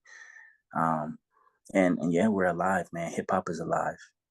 Sure. Yeah, and I think on 8/11 is the date of it, August 11th. Okay. If you multiply 8 times 11, you get 88. And that's the miles per hour that the DeLorean has to travel to go back in time. So I think that this 50th anniversary, we go back in time to revisit and reinstill the original principles of hip hop, which is love, peace, unity, and safely having fun in all things that we do. It belongs to everybody. It's our birthright. And yeah, I will leave you with that, bro. One love. Devin, Mars. What does Mars stand for, please? Mars stands for movement, arithmetic, rhythm, and sound. That's it. Hey, so just a note to really be careful when you're plugging things in from Canada or the States into the European power outlet. I busted this thing and it doesn't work anymore. And this guy as well, I can't plug anything into this part. Well, I mean, I can, but it doesn't work anymore. But thank goodness I do have this part at the top which still works, the USB-C. And so actually I got this currently charging this power system. I was using this to charge my laptop, but as you can see, it's 9 watts input as opposed to something like 35, which usually this guy would do that. It's actually for my laptop. So anyway, for the laptop I got this USB-C. Thank goodness it has this. So I got it going into my laptop now. All right, so that's powering up, charging up. That's all good. So hopefully it lasts. Hopefully it lasts and it hangs on in there, and everything can be charged up. So yeah, just gotta be more careful next time. Read the instructions. Hey, okay. I realized that this whole charging situation might take a hot minute. I really want to write some music. I want to record something. And part of my mind also thinks like, oh, some people who listen to it may think, oh, it's bad quality. Yeah, see, that seems like it's going to take a while. This guy too. It's only at about 10% or so. But I don't know if it's my insecurity. Should I care about this? I don't know. But one thing I know is success isn't just doing it. So, may try something new or like a little more old school, you know? If something doesn't work, try something else. So, let me look at this. I've got my Zoom recorder. Thank goodness I brought it. I actually just brought it as an audio unit so I can record the mic and all that. But well, I got my Zoom recorder, I got my looper at the bottom, I got my corks. So I feel like I'm just gonna play around and practice. And when I've got something down locked, I'll just do a live recording. Maybe that's what I'm meant to do here. It's what I might do here in Ideas Island. So I know I do want to record some songs. I've got some tracks and things I've been writing, and it'd be a little different, of course, because if I have the computer, then I could do kind of like something I learned from Kanye's recording, where he'd record a next line over the line he was just previously doing, and I was hoping I'd be able to do that. But anyway, work with what I got, and yeah, I might just do that. So it's a little update here for you. All right, here we go. Now you guys haven't watched this one. This is Lawrence Davidson. Lawrence Davidson, it's so funny how we met.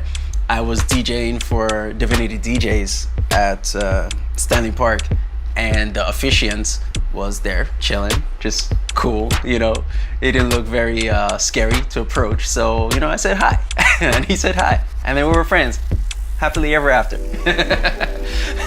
Now, Lawrence Davidson. So in our conversation just before we started the wedding events, I just got to asking him a few questions, how he started and how he's been finding it. Come to find out that he just started during COVID. And I was like, what? How is that possible? Tell me more.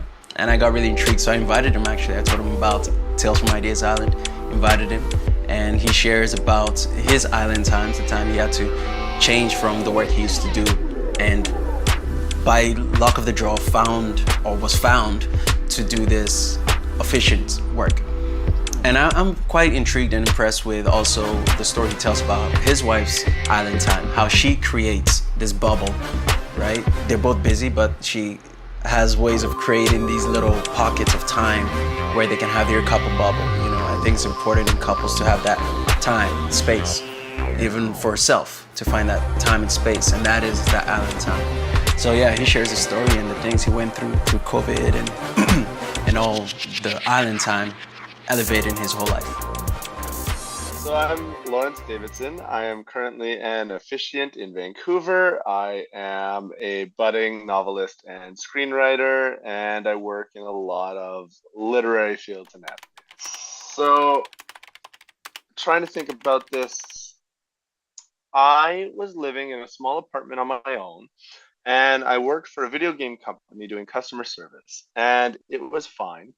And I actually worked remotely, which was really interesting because I didn't make a lot of money, but I had very flexible hours. And this is designed so I could write.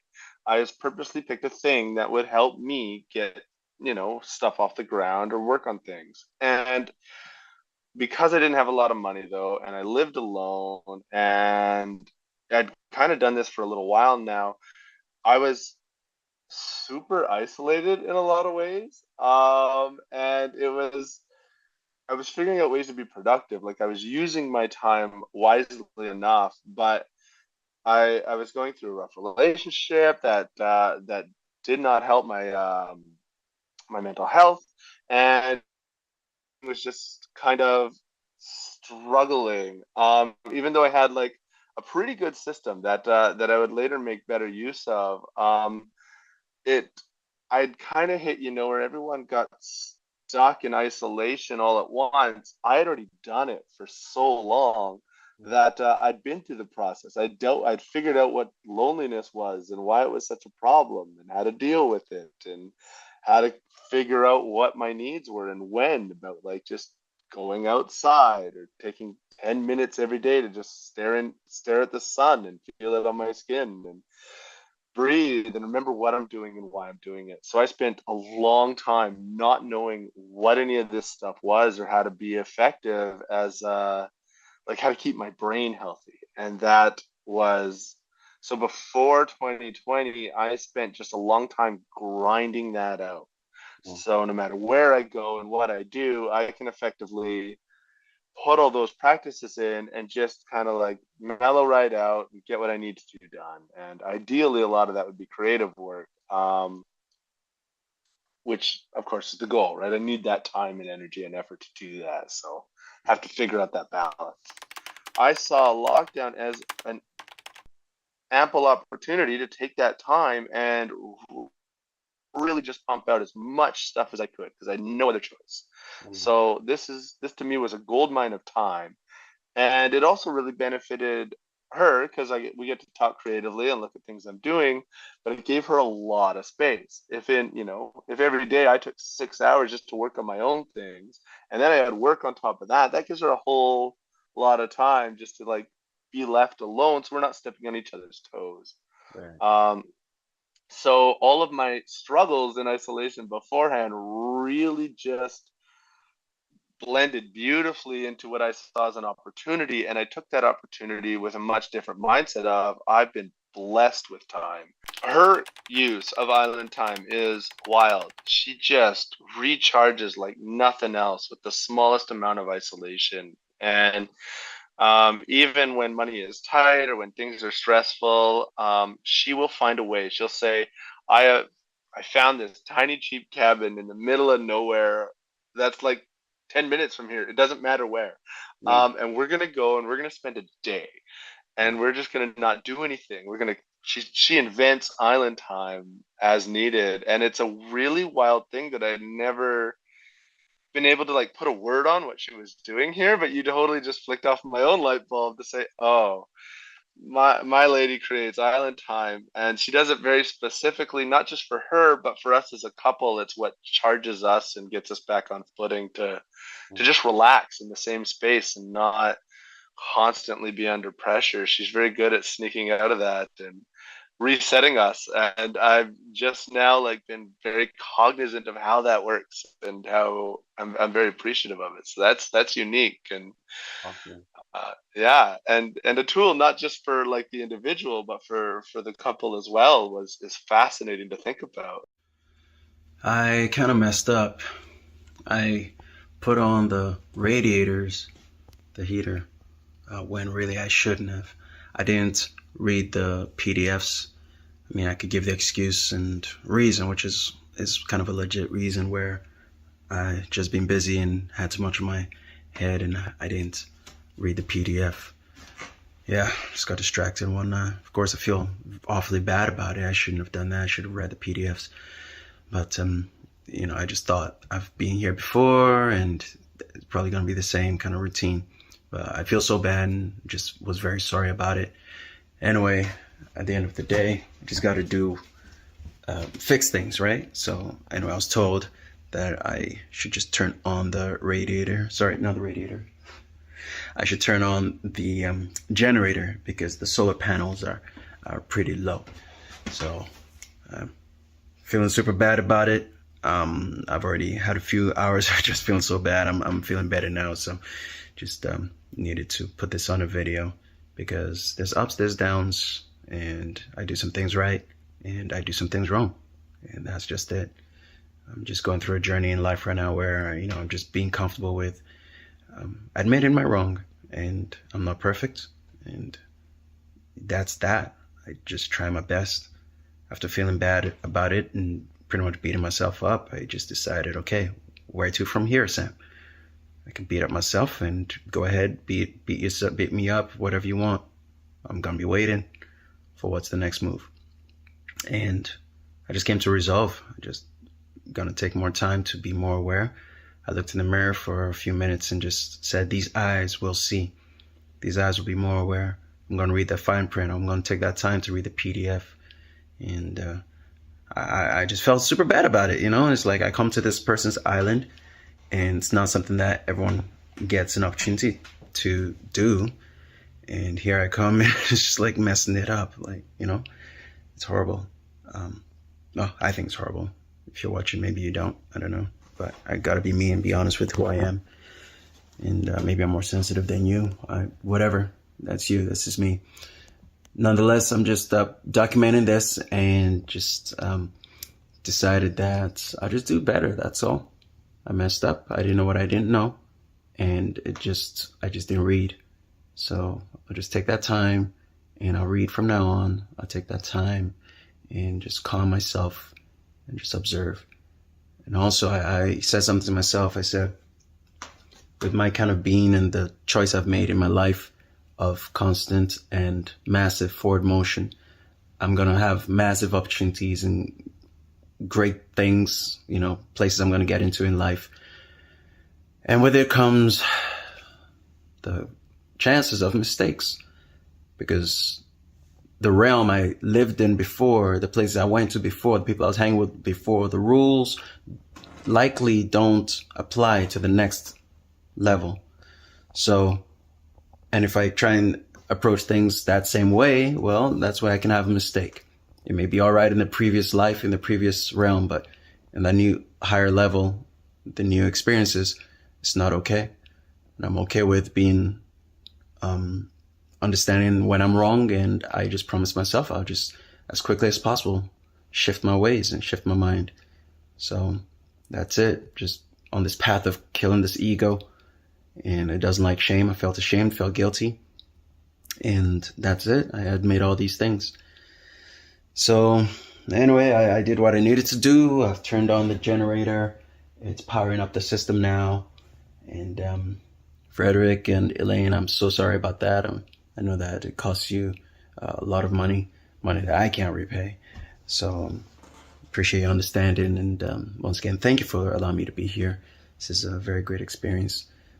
I don't really have a power going on right now. I've unplugged things and my laptop is unplugged. It's still low on battery. We'll see what we do. As my previous video, I'm gonna plug in my looper and stuff and see if I can just create something acoustically, keep riding. I have this little thing charging my phone for now, so I can make this video and have some music playing just to chill me out. But yeah, that's it. C'est ça, as the French would say. And yeah, just the lesson is I just promised myself I'll just keep moving on. If I make a mistake, I'll admit it and I'll get up and I'll keep going, because it's better for me that way. It's better for those who experience through me. So yeah, I don't know much else to say. I'm feeling better now, so don't worry about me. I'm good. Yeah, just had some past traumatic stuff kind of hitting my mind, and just feeling down about myself because of that mistake. But remember, it's a mistake. Can't stop it from making some people get angry, and sorry that you feel that way. But yeah, I just do better, that's all. I'll do better, yeah. Be more aware. Yeah. Oh yes, Tiffany Gregarious. Tiffany Gregarious, like, doesn't that sound like a Greek goddess or something? Is that her actual name? That's her name. Wow. Yeah, Tiffany Gregarious. Yeah, so Tiffany, her story is very heartfelt, and she comes from the background of a broken home, and she talks about the transformations she went through, how she went through pregnancy, and that also being a part of her transformation, her change, and how she was getting to working out for her mental health and all that, and also her physical form, how that was also affecting her self-image, and certain things pulling her through. And Yes, and going through COVID, and actually a friend of hers who did pass away during that time was, as you can tell, of course, like that was very heartfelt, and it affected her so much. She got into a pretty dark place. But coming out, the transformation that brought to her was that she started a company, a podcast called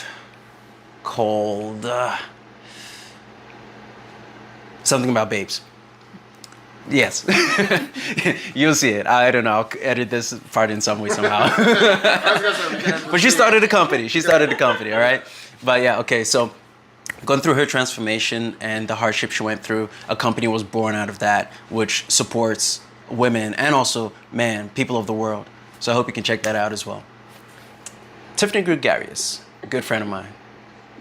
I am right now on Ideas Island. And the premise of this place is it's a place to get away, to do nothing, so that creativity can flow. Solutions can flow, creativity can flow. We're given a week here on the island to pretty much stay for free.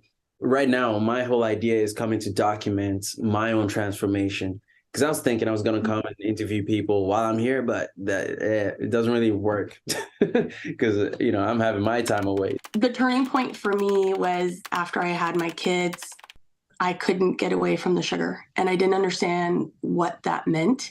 I just found myself in the pantry crying because I didn't know how to stop eating. So it was very wow. It was almost like an outer body experience now that I look back. That's where that part of the transition happened physically, but I was not working still on my mental health. So no matter how fit I got, I was like top 30 of Canada. And I still was not happy. Crazy. I still was not what I thought I should look like. Yeah. And as a female, I'm sure as for anybody, but as a female, I was so emotionally attached to that. And that brought up not feeling worthy, not feeling good enough. There goes my confidence. I had confidence in certain aspects, like what I could do physically, but mentally, I was going through a lot at home still. There was a lot of changes, and the gym was my scapegoat. And I lost myself for a while in the gym. And that's when I realized that there were certain aspects of the training that was not being taught. Not saying that my trainers weren't good. They were fucking amazing. Like, they born this. But the mental part, so when I started diving deep into the mental part, I was like, shit, there's so much more here. And it started for me through fitness. And I think that's a great foundation if someone starts that way. But I do feel that regardless of your overall health and happiness, it's mind, body, and spirit. Like, you can't just do one of them. You can't just do two of them. Like, there's an interconnection between all of it. I teach this a lot. So I'm a Reiki master now and work a lot with energy. And with that, what you're speaking of, the old self, it does store in your body in one way or another, unless you actually acknowledge it. And so what I teach now is just to acknowledge the feeling, because their subconscious it doesn't give a shit what the story is. It doesn't care. Yeah. It just wants you to acknowledge the feeling that it's giving your body. And when you acknowledge that feeling, that's the healing. Oh God. Okay. This is hard because I actually lost my best friend during that time, and I got in a really bad headspace. And I thought, I don't know, I didn't put a lot of thought into the trust into the government, and I just trusted. So I was scared. I was scared for that first little while. And so was my best friend. Yeah. And she basically died because of it. And that was nothing positive about that. I sat in that grief for a while. And when I started slowly coming out, I realized I wasn't the only one dealing. And that is where I had that that desire to start sharing. And so I did create a 6-week course, like a free course, just on resources. And I had about 10 people come every week and just shared what we could do and how we can better our health. And it was that was like, oh, okay, there's so much more here. And when I did that, that's when I decided to create a new podcast. And that's what we currently have, is the Raw Babes 101. And we talk all about tools, anything that can help you bring into your life that you can live, a little bit more fulfilling life, either whatever tools you decide to use. Back in the day, I'd be freaking out and not knowing what to do. I mean, I had moments of not knowing what to do, but I think I've had enough experience and gone through certain things enough times that I've become comfortable with that uncomfortability and knowing that it's time to just shush, don't go talking or asking anyone, just because too many opinions, that's what makes distractions. Because the answer 100%. Inside, I say it's not you got it. It's about the questions. So I wait for the right question to come through. And sometimes the answer. Good for you. Yeah. I love that. I love hearing the men sharing that message, because it's actually comes a bit more natural for women to just kind of embark in all this practice. But it's really nice to see the men go doing it, because I feel like with all that's going on, the toxic masculinity and all that, that's like, if we just take care of this temple, take care of our mindset, we can use our own discernment and get a way better relationship with our intuition.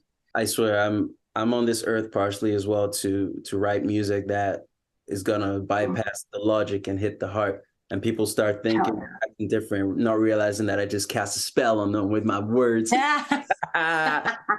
feel and you hear me? Oh man. I just give yourself time and be compassionate with where you're at, and find a routine for your self-care. Fill that cup. We need you whole. You have something to offer this world, and we can't access that part of you if you're not feeling that whole and complete. It won't happen. So that's my message. I wrote a whole song while I think started on the bus. I had about 2 days on the bus, finished it in the last few days. And then yesterday I did a first rough recording. And I got to tell you, Tiffany, this is feeling like a hit. Whoa. Feeling like a hit. The title of the song is I-I. And I got to send to you later. It's just, it's like next level. I've been wanting to make something that it represents my current consciousness and my current belief and, update on where I'm at in life. And I feel like this is it. It's like it's going to open portals and doors into the next 10 years, I think. Yeah. Yay. Congratulations. I'm happy for you. Yeah.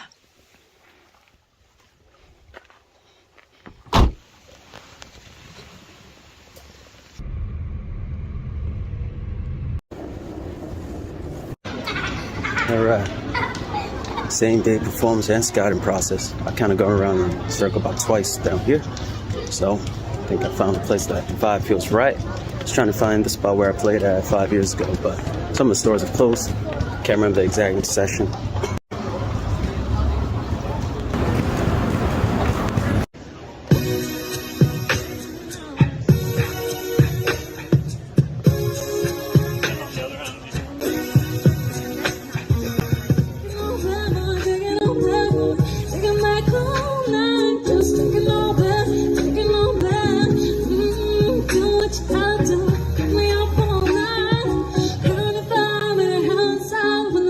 You know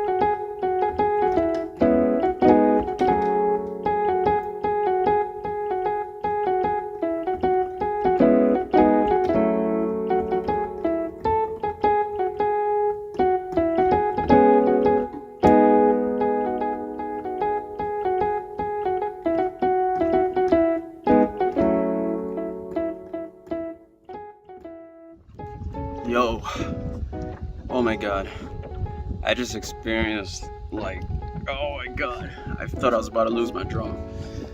Low battery warning, the thing disconnected, went real low, real close to the water, and just hovered right here. And I had to row the boat all the way over, and it was still disconnected even though I was close. Oh my god, luckily I just got close, reached out and just grabbed it. Whew! Oh my god. Okay. Okay, note to self, notes to anyone listening. Shooting shots with water around on an island is scary. Not that easy. Because your battery can run out and there's the danger of losing your drone. So be careful. Keep your batteries charged. Hey, what's up? It's me again. So, I got my bags all prepped up, ready to go. Turn on the lights here. Yeah. Alright, you can see that. Boom, boom, pow. And before I head out, I just feel upon myself to share a bit of my story. Alright, so I'm here doing the Tales from Ideas Island project.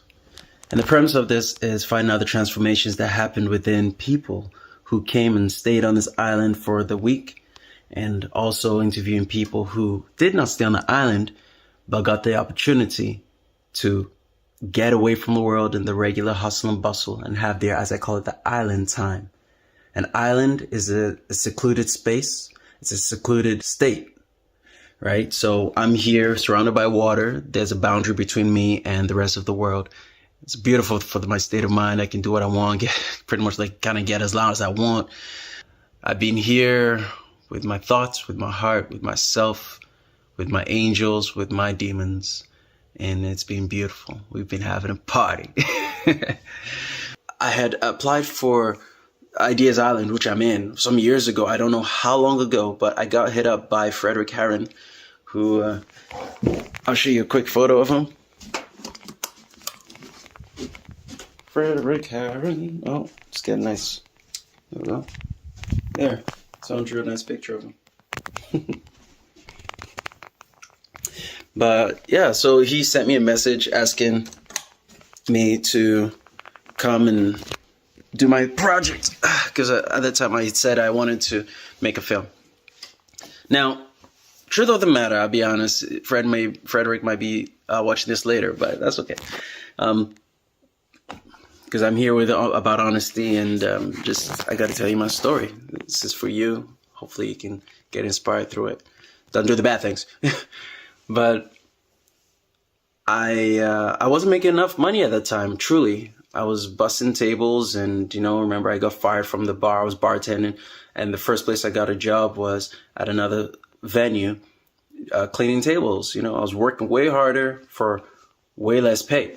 And hence the reason why I decided from then on I'm going to be working as if every business is mine, because that was not okay.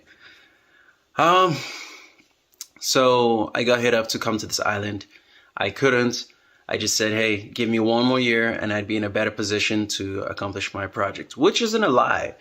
Because at that time I was low on my funds, but I'd be able to do my projects better when the funds are better. I didn't think of it that way though. But thinking about everything, that's truly what was actually going down. Now, yeah, he agreed to it. Towards the time he originally said I was going to come, he actually emailed me with a PDF saying, all right, here's the keys, here's the code, here's how you get it. I'm like, oh boy. I just said, hey, remember I sent you a message, I can't make it. And I know he got a little frustrated, a little pissed off about it, but I sent him the exact date and he's like, okay, fine, I'll give you one more year. Now the universe started working. So let's review. I was owing the club some money. I was owing the marketing company some money. I now had to go find myself a new place to stay. I have to come up with the rents plus the security deposit. And I wasn't working either, which is next level now, right? Because the film industry shuts down for about 2 weeks during winter, Christmas time, New Year's, right? And yeah, It was a rough time. It was a rough time. I thought about everything. I was thinking if I go find work at Starbucks or another bar or Subway. The thing is, first of all, they won't pay me enough. Second of all, they won't pay me in time because the first check usually comes 2-3 weeks later, if not a month later, when you first start. So I looked to my left and looked to my right, and the last thing I saw was my Facebook Marketplace cheap piano and my trainer amp. A little cheap amp has no, really no bass at all for hip hop music, which I do. Anyway, I was not going to become a number because I've seen a lot of homeless people walk around Vancouver, and I was like, this is not going to be my future. I'm going to do something about this. I grabbed my piano, grabbed my amp, and I went out to the street in the snow because it was wintertime, remember. I went in the snow and I played right in front of the Reebok on Granville, I think Granville and Smythe or something like that. And I played my heart out acoustically. I didn't even have the loop pedal at the time. I didn't have a mic or mic stand. I just literally had a piano singing and rapping acoustically in front of people. I made $20-something that first day. Went out the next day, made 40-something. Went out the third day, made $5 in 12 hours. I was thinking, what am I doing with my life? I took a day off, just chilled, recouped, got myself together again. But I also knew that was an opportune time because never again, potentially in my life, will I feel so tight and squeezed that I needed to get out and make this funds. My fear of poverty was much more than my fear of embarrassment. So I used it as an opportunity. Granted, it was on the negative side, but when you're down, what are you going to do? Keep going a little further maybe and just, parachute up. What's the word? Catapult up. And that's what I did. So I went out, I kept going out after the $5 day, kept going out the next day, kept going out the next day. I paid the club back. I paid the marketing company back. A friend who I met back in, just to let you know how the universe works, a friend I met back in Edmonton, of all places, in an English class. I swear we probably met once. Anyway, I put up a post on Facebook and he reached out to me and said, hey, I remember you. We had good chats in the English class, so always be good. You never know when people might get back to you in your life. Always make the best impression anyway, and not just for what you can get, but it's just better. Things are just better in life. So he said, yeah, he remembers seeing me and he's got a room available. Come check it out. I go in and this place looked like a bat cave or something. You go down the stairs and it's like reflective floors, lights going on by itself as you walk through. It was beautiful. And it was much more beautiful because everybody was a professional in their field, doing their work, not bothering about someone else's life. I find when people don't have a purpose that they're going towards or just doing any menial job that they don't care about just for money, then they start caring about what someone else is thinking, what someone else is doing. So I'm glad that these guys, they were doing their thing. And that was where the universe was teaching me discipline. I got up every morning, 6 a.m., learned how not to hit snooze, went out, played at 8 a.m. at Vancouver City Center. I take a break, 12 p.m. or 1. I am either in Granville Island till 5 or I'm downtown. I do one set, take a little break, 2 p.m., do another set, take another break. What's that, 2, 3, 3, 4? 3 to 4, do another set, take a little break, 5 to 6, do another set. If I want to go crazy, I may go down to the beach when it was summer from 7 till 8 or wait till 8 till 9 or so, or 8 till 10 when the beach closes. But I was doing it full time. I was able to pay my rent. I was able to pay the security deposit. And then, remember what I said, Ideas Island, all right? So I had this island coming up and I saw a light. After I paid everything off, I could have gotten a regular job, but I knew that this was an opportunity. I saw a light and I just kept going. I raised the money for my flights. I paid off my flight. I got a few jobs doing sound work on set. So thank goodness, those helped me out. A little pay here, a little pay there, paid the thing off, went on, did my Artist Killing a Living interview sessions, which I did when I came here in the first place. Lots has happened since then, but man, going through some hardship like that, my island time, my COVID time, I would say, because, the world experienced their island time collectively. And I already went through my own thing. So actually, I wasn't as shaken. I was able to activate the same routine that I did when I first had my island time, which was when I first got fired from work. My parents didn't know I was even here in Vancouver. My friends in high school, well, they were doing their thing. I was literally alone, literally on my island. And it was a scary time. I wrote a lot of music and I thought a lot, and I was giving out resumes. But I was alone and I had lots of time with myself, my mind, as I said right here, with my angels and my demons, and got the opportunity to further find myself, see myself in a whole new light, converse and talk to myself. That was the first one, right? The next one was when I got fired from the bar downtown when I moved here. And then again, I was by myself. I had to find a way to keep being in Vancouver and carrying on life as I was intending it. And that brought on some more transformations. Got into sound school. That's what opened up the whole film world. That was a result of that.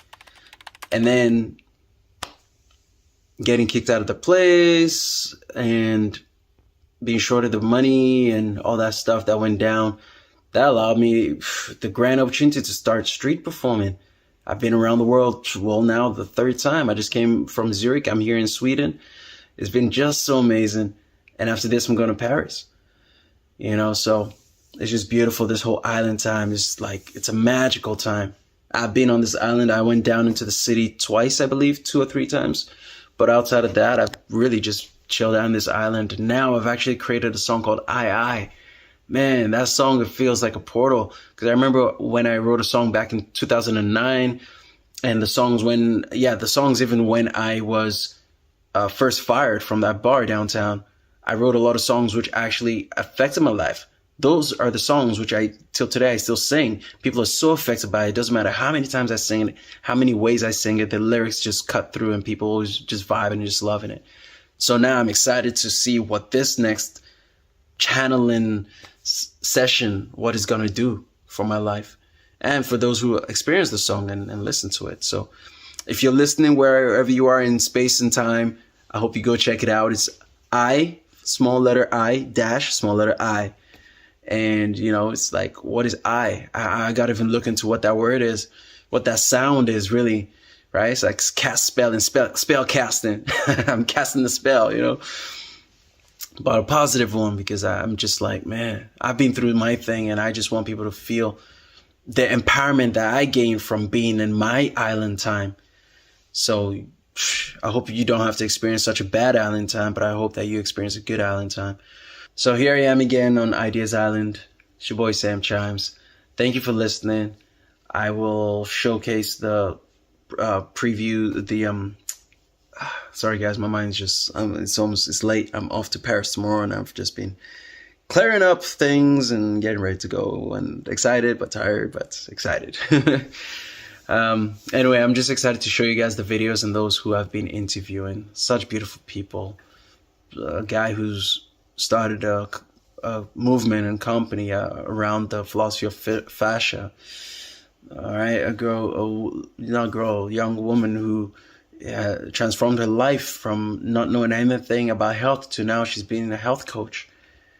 A gentleman who came and stayed here and he was more in regular corporate world, but after being here, all of a sudden, boom, it transforms into a famous painter.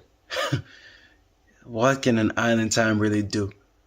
My motto is live your dream, don't back down. Well, hello, I'm having my island time and it's showing me the next steps in my dream. It's allowing me to live my dream. It is a part of my dream. It's a part of my dream that's feeding and bringing more of my dream out. So I hope you find your dream. If you're looking for it, that should be, I say that's got to be a life purpose until you find it. Once you find it, just like quadruple down on that thing, because no one can ever do it the way you do. No one can ever do it the way you do. And you're beautiful the way you are. Just as unique as this fingerprint is on my finger, so is that gift inside of you. So is that talent. So is that not even necessarily gift or talent, but like, so is that purpose, that thing that you do, whatever that is. I don't know what it is. I hope you share it with me. Hopefully someday I can interview you and you can share it with the world. All right, anyway, I got to go to bed. All right, love you. Have a good rest of your day. Salute and peace.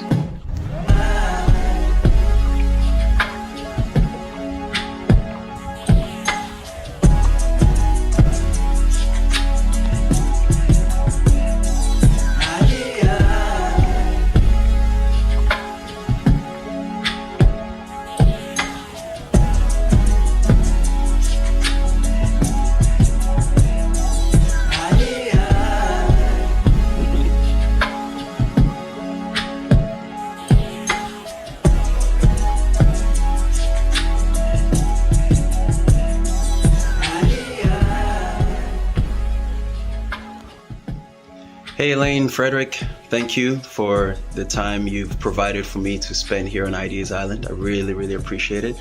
And to do such a project, people like me come out and do such projects. I'm here interviewing various people, not interviewing here, but over Zoom. All right, that's it. I'm gonna send this to you, Elaine, and I am on my way over to you, Frederick, to conduct my interview. So once again, just really grateful. Thank you for providing me a second opportunity to come out here. I've been here with my angels and my demons, and it's been really good just taking time away and for me documenting and having my own island time. So appreciate it. I love you guys. Thank you. And may we stay in touch for a long time.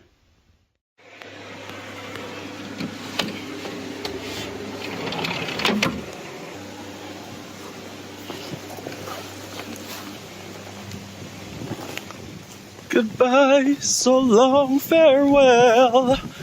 What a beautiful journey. Hey, I ain't sad, I ain't tired, and I'm inspired. Yes, so glad I got to do this.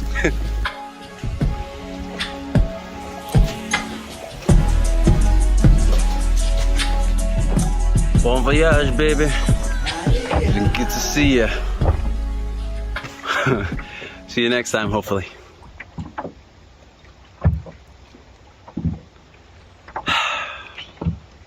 Goodbye.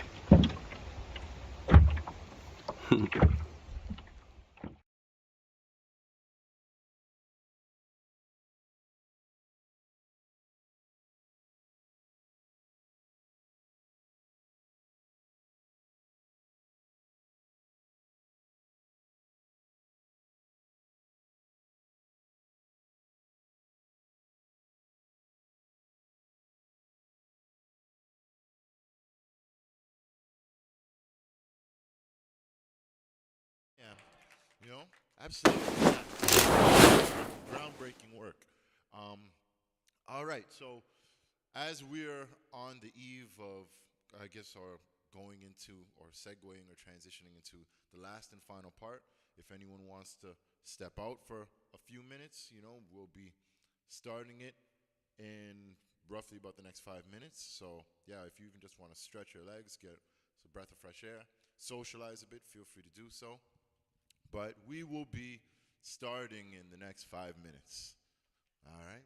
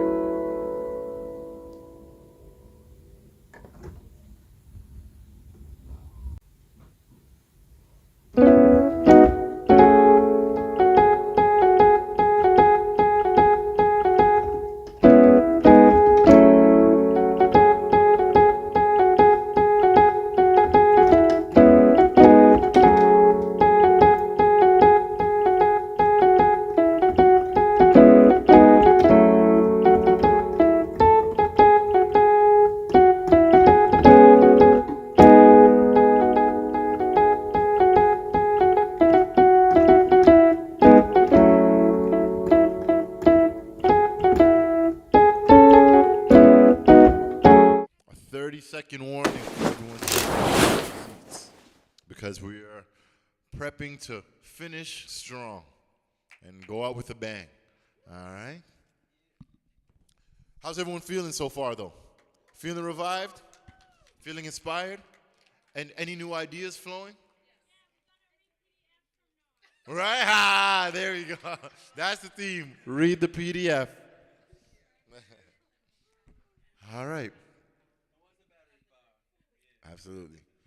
All right, well, it's been lovely, guys. I'm looking forward to this myself. All right, enjoy.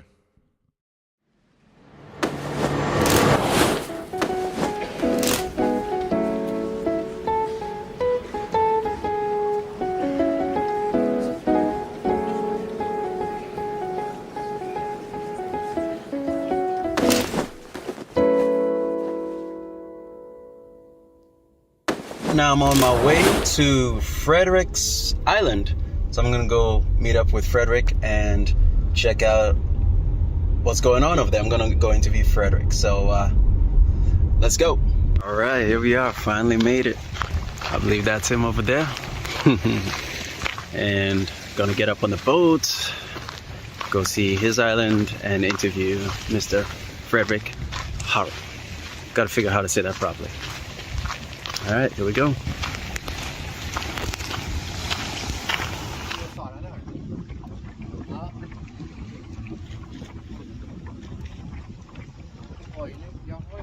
Jag gissar att Elaine har förberett middag för dem.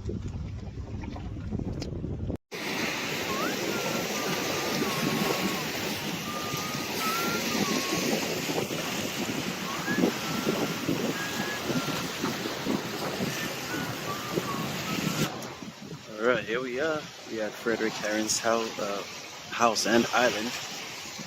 It's gorgeous, looks beautiful. And yeah, good vibes, man. It's nice little spot to chill over here. Yeah, little Swedish flag. Yeah, gorgeous. Now this next guy is a very important one. This is Frederick Harron, and this is actually the owner and founder of Ideas Island. This is us chilling right now on his island, and I have to add the video of like being on the boat, and there's this whole part where he's got like a truck boat. So it's like a patio with an engine in the back, and he was able to move his beds and all that stuff. It was cool, yeah. Little dog, you know, little cute little island. But anyway, so Frederick Harron, now we get into his story and talk about how right from high school he was getting into tech and all that stuff. And he realizes that his joy wasn't really in tech, but he just loved to, in a way, know what others didn't know. And to be able to be on the leading edge of knowledge and curiosity, creativity. And the way he came up with his name with the Creative Explorer is that his son had, I believe it was show and tell or take your parents to school day or something like that. And the son introduced him as the Creative Explorer. So he just went with it. So yeah, he's the founder of Ideas Island. And yeah, he talks about his transformation going through creating the island and the things that it's brought to him and what it's bringing to others as well. So I'm glad that he's kept the island open. And make sure you check it out, ideasisland.com. Go apply. You might be chosen. You never know. The island is a beautiful concept. It's a place where you go to, in a way, do nothing so creativity can go through. So you go, you spend 1 week, you get creative with your projects by being away from the rest of the world. Now, my project this year is to interview those who have spent time on this island and find out what transformations happened within them and what happened after with these transformations. Not only that, I also dig into, and we will do this, we'll dig into what happened during the COVID season, during lockdowns. And instead of focusing on the negative, I want to focus on what positive transformations happened when we all had to take our island time. Well, yeah, my name is Frederick Harron, but I define myself as the creativity explorer. And it's a funny story. It actually came from my son when he was 8 years old. He was asked to do a presentation in school. What does your parents do for a living? So I'm a keynote speaker, I'm an author, I write books on creativity, I speak on creativity. So he was supposed to go up and say, my father's a creativity expert. Yeah. But he was 8 years old, so he screws it up. He said, my father's a creativity explorer. And I heard this and I said, wait, this is way better, because an expert knows everything and an explorer knows nothing. So I check out the definition of explore, to venture into unknown territory in order to learn more about it, which is a very beautiful definition. And that's what I do. So I travel around the world and venture into unknown territories. Well, you have to understand that I have been an author and a speaker since university. So I wrote my university thesis about internet and marketing. This is 1995, so it's almost 30 years ago. Yeah. And then I quit university because how old are you? I'm 34 in 2 You were weeks. born what year? 89. Yeah, there you go. Yeah. So in 95, it's hard for you to understand, but there was no internet. And like no one knew what it was about. And I had studied internet for 10 weeks for my thesis. So suddenly, it would be like if I wrote my thesis about AI today or 2 years ago. So suddenly I knew something that no one else knew. So I was asked to speak about it. So straight out of uni, I was an internet expert.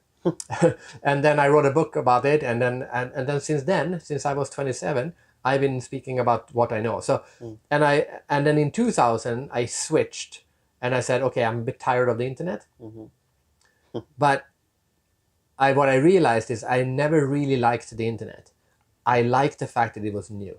Like, here comes something new, and no one knows anything about it. How are we going to use it? So in 2000, it wasn't new anymore, and then I lost interest. But so I said, okay, I'm going to study everything that's new. So I switched to creativity. So since 2000, that's what I've been doing. And then I moved to Singapore. And then a lot of things happened. But then I met Elaine, my wife, and we bought an island in the Philippines. And that we lived on for about two months per year. But it's a gorgeous, gorgeous, gorgeous island in the Philippines. And for 10 months per year, no one was there. Yeah. So I said to myself, what can we do with this island when we are not there? And the obvious answer is to rent it out. Right. But I didn't want to rent it out, because if I rented it out, it would feel like I visited a resort. So instead I said, well, why don't you just let people stay on it? So that was the first Ideas Island in the Philippines. Okay. So for 3 years, we built it because there was nothing on it. For 3 years, we built a beautiful bamboo house, huge bamboo house, and, caretaker houses and toilets and electricity, all of that for 3 years. And then we started getting people to come. So we had artists, all kinds of people stay. Yeah. Sorry, just a side question. When you say we built, did you actually build, or did you hire people? Oh, no. I do not build stuff.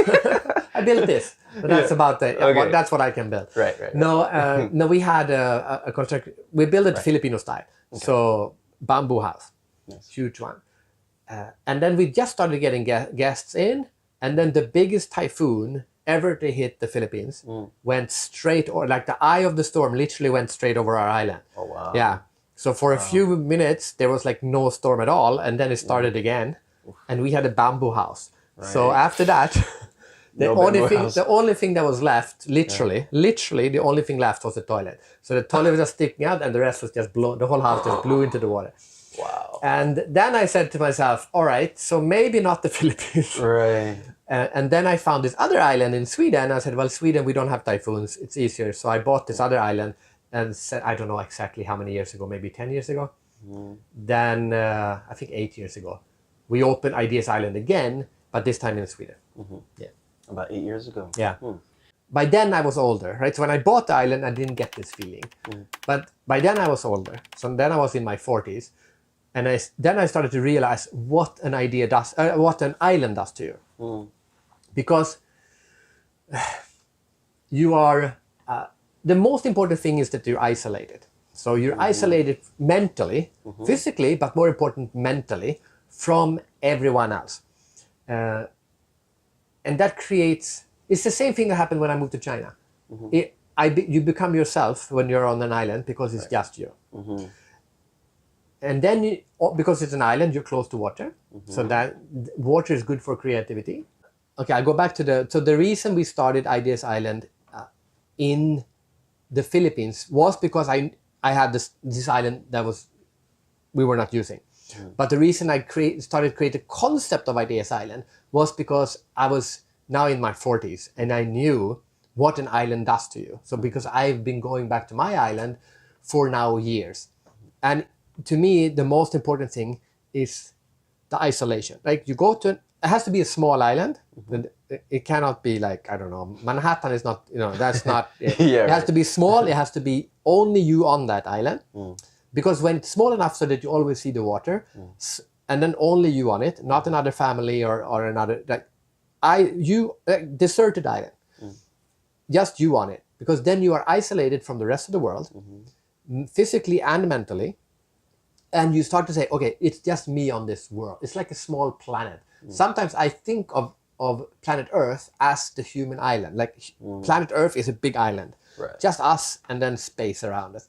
Yes. And to me, an island is like this. It's just me on this island, close to water, and I can just, the rest of the world disappears. Even if you have internet, doesn't matter. And you just sit here and say, okay, who am I, what do I want to do? And it's perfect for creativity. Yes. Isolation is isolation, water, by yourself. I think it's because it brings you back to when you became you. You think about it. When do people have good ideas?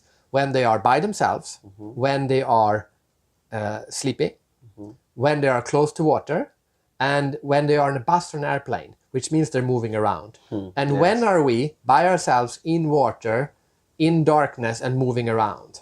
Well, it's the womb, right? So when we become is the first 9 months of our life, we are just isolated by ourselves in water, in darkness, and that's where our brain starts to work. So I think, in a way, metaphorically, an island is a physical womb. You're just, especially at night, you sit on an island by yourself at night, and it's just you and your being, you and your ideas. For me, Ideas Island is, as you know, I'm a speaker. I travel around the world. I go to between 15 and 35 countries per year. I speak at conferences. There's people, there's like thousands of people, big stages, all of this is so much input, right? And input is great, but creativity is actually output.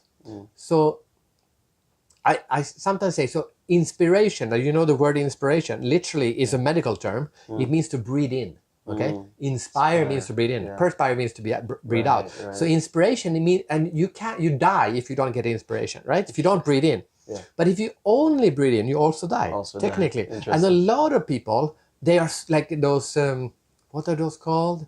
Slidopreneurs, or like people like, they go on all the entrepreneur conferences and they're constantly looking for, but they never do anything. And that's what's happening to me too. I was like always on the stages, always getting all this input of all these different people. I said, wait, but if I'm gonna be able to create something, I just need to breathe out. So what I do on this island is that I breathe out. I don't do anything. I just sit here in my bubble and I know, play with my dog, play with my kids, look at the water, don't do anything. And then I just let my subconscious combine all the things that I've seen, like to make that inspiration into oxygen and then create something. And that's why I created Ideas Island, so that people actually could take a week off and just feel how that is. Just pause and let the subconscious do its thing, because best ideas come from the subconscious. The subconscious is a very quiet little voice, and you will not hear it unless you shut up. Okay, so first the negative. I'm a keynote speaker. So the first things, there's two things mostly affected: conferences and travel. So to travel the world to speak at conferences was not a good business model. Right? Okay, we had virtual speeches, but I hated that. So so at that time I lived in Singapore. Singapore was one of the first countries outside China to understand there was a pandemic. Like, you remember how had all those people dying in Italy? A month before that, Singapore was already in COVID mode, because Singapore had SARS a few years back. So they knew the danger of this. So we had lockdown before most people in America knew what COVID even was. Okay, so I remember it must have been March, maybe. Something March like 2020. Yeah, so March, maybe even February, but early March, I had a meeting with my wife, and we said, okay, my business is going to die for a couple of years, or however long this takes. But more importantly, what should be our COVID strategy? Because this is going to affect the whole world. Right. And at that time, you didn't know if you were going to die or whatever, right? So we said, this will be our strategy. Our kids, when they are our age, they will look back on their childhood and they will say, COVID, that was the best part of my childhood. And then we said, okay, how are we going to do this? So we said, okay, well, I'm going to stop working. I'm just going to be stay-at-home dad with my kids. We're going to take the kids out of school and we're going to homeschool them, because that means that if we're going to be locked, and we lived in a beautiful house, that helps in Singapore. So okay, let's just have 1 year, 6 months, 2 years, whatever it takes, and just have family time for 2 years. So we did. And after 1.5 years, we moved back to this island. We spent 6 months on this island in the summer, and then 6 in the winter time in Singapore. So about 2 years, I spent homeschooling my kids. And if you ask the kids, what do you think about COVID? They have almost zero negative aspects, only positive. They loved it. They had time with their parents. Yeah. So that was a good strategy. That's great. That's great. I'm quite proud of that, because I'm proud of it because it was a good strategy, but I'm also proud of it because we made a strategy. Yes. And I think a lot of people didn't make a strategy, regardless what the strategy is. Right? At least most people just panicked, just floated, or paused and didn't do anything. So many people just paused. For them, COVID is a pause. And that's not a bad thing. I mean, pauses can be good, but for a lot of people, it was a bad pause because it was a forced pause. They were forced to take a pause, and that's like getting fired or something like. If you decide to take a pause, it's a good thing. If you're forced to take a pause, it's not necessarily a good thing. I know a lot of people were very negatively affected. People died, for God's sake. But for us, it was a beautiful time. Yes. And one thing is that I created Ideas Island so that people can come and stay on it. But only about, 10, 12 people or groups can come every summer, because it's only open in the summer. So a lot of people cannot come to Ideas Island. But what I realized was that it has the same effect. See if we can come up with an analogy. Okay, if you want to go to the Maldives, it's great for the person who goes. But you go home and you show a picture of the Maldives, it has effect on the people that you show it to. It's like, wow, that looks amazing. One day I want to go. And so the people who get to go, for them often it's transformational. And then they tell their friends, like, I did this. And their friends might say, well, I'm going to go what do you call it? I'm going to go to Switzerland. And I remember one guy said, I don't like islands, I like rivers. I'm going to go and sit. I'm going to go to Romania, and I'm going to sit at a river for a week. And he did that. So it has nothing to do with Ideas Island, but the concept triggered him to do something else. Right. We're coming down!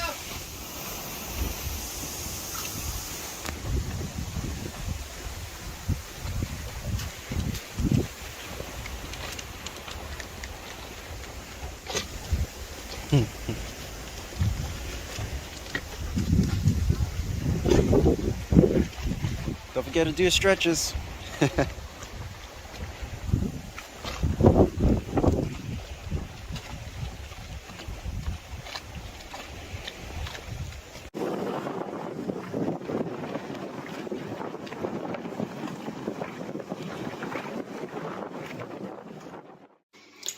So this is it, guys.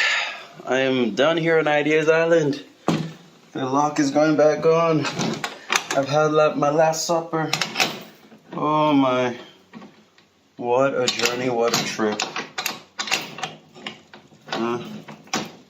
It's been so good.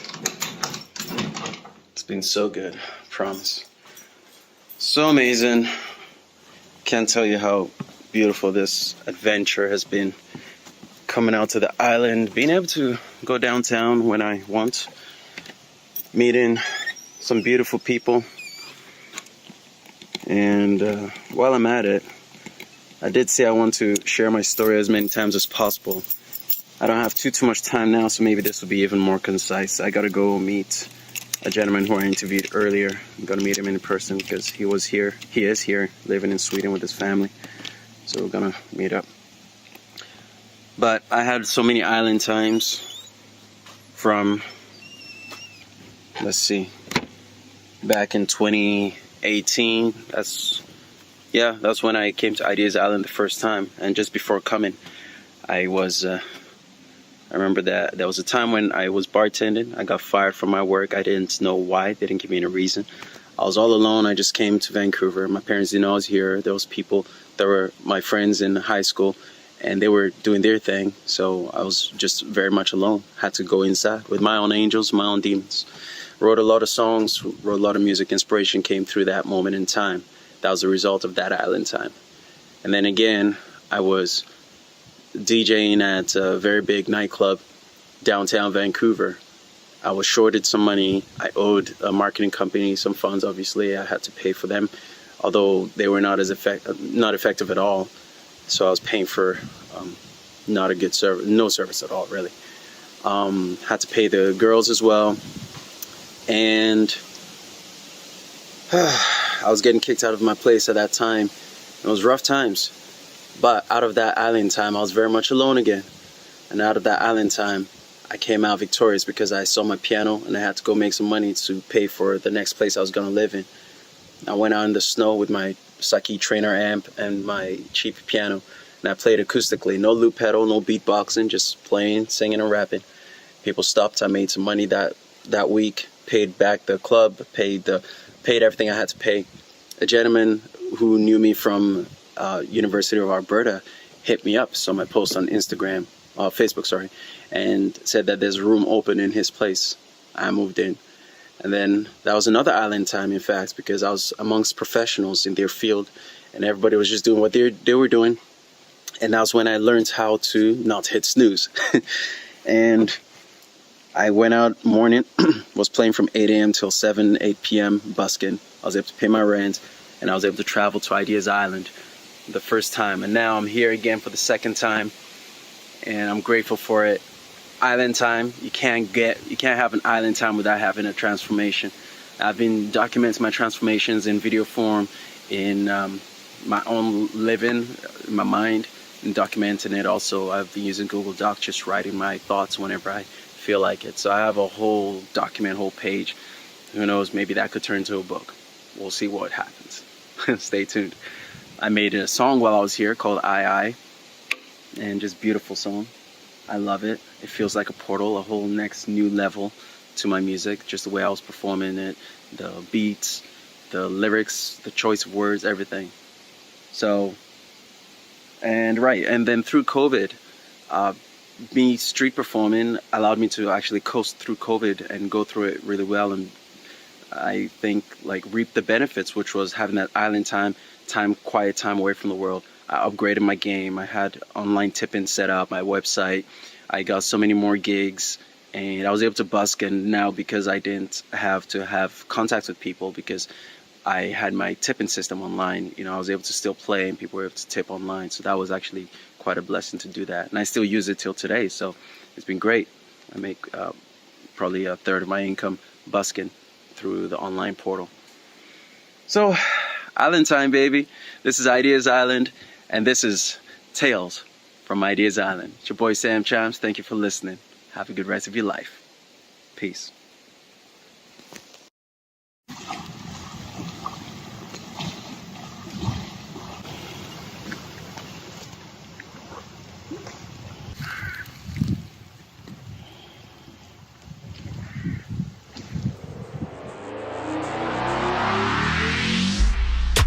All right, Stephanie Wild. She's a great one. So with Stephanie, right, so we talk about just before the pandemic, how her life was very much in the corporate world. I think she said she worked with Aritzia or something like that, but retail or something. I won't put words in her mouth. She'll explain it herself.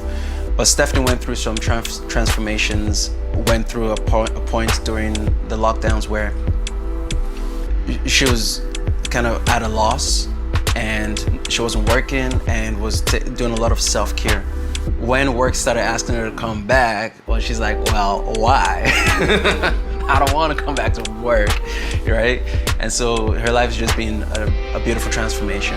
And I met her through her ex, who I just saw his photo or video with a bunch of lines on his back, dots on his back, and I was like, man, this is some cool artwork, you know?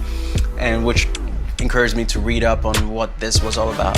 Come to find out, he went through a Campbell session with her, and that intrigued me because I was going through, I call it my cocooning season, you know, caterpillar season. I was going through caterpillar soup. I didn't know which way to go, left, right, back, forward. I didn't know where I was just existing. And so this Campbell session felt like a way to get into uncomfortability, to be okay with being uncomfortable and not knowing. That was part of it, right? I did a few lessons in acting as well. You know, there's a lot of things going on that time in my life. But that was how I actually met Stephanie. So I invited her, and she explains how she got into the Campbell practitioning.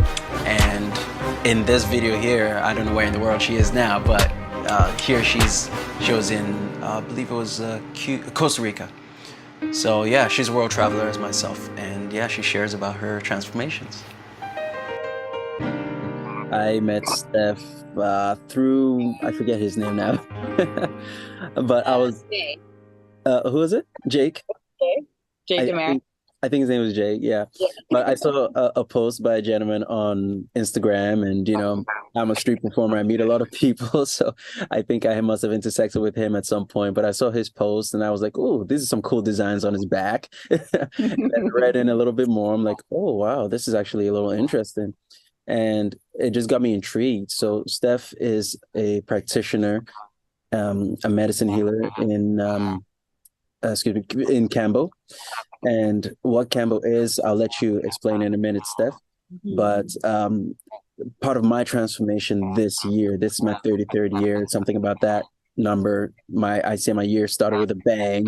I'm not going to go into details, but it's been amazing. Literally, my birthday is on Sunday, so in like 3-4 days. So it's like the last few days of my 33rd year. And it's just amazing to expand it here in Paris. Yeah. But this was part of my transformation earlier this year. And it was an uncomfortable experience. It was a beautiful experience. It got me out of, like I said, my comfort zone. And Steph is just a beautiful human being. And I'm very glad that I was joined by the universe to Steph through this portal. Let's go. Okay. So Cambo is the secretion of an Amazonian tree frog, also known as the Phylomedusa bicolor.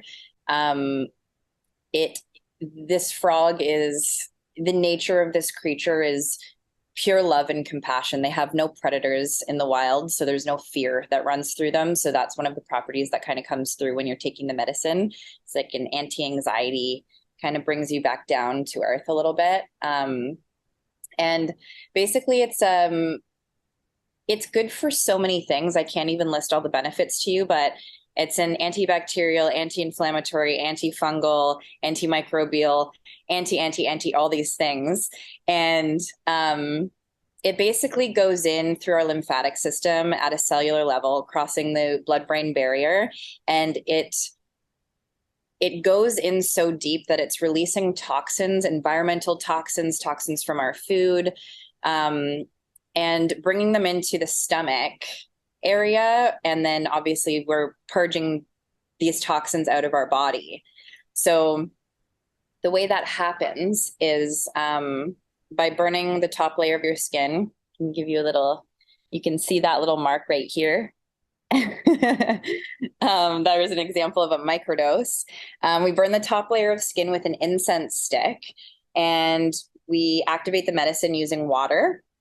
It comes on just a stick, just a little tiny stick that they put the medicine on. It's activated with water, and then we put it on the gate, we call it, and then that's how it enters in through the lymphatic system.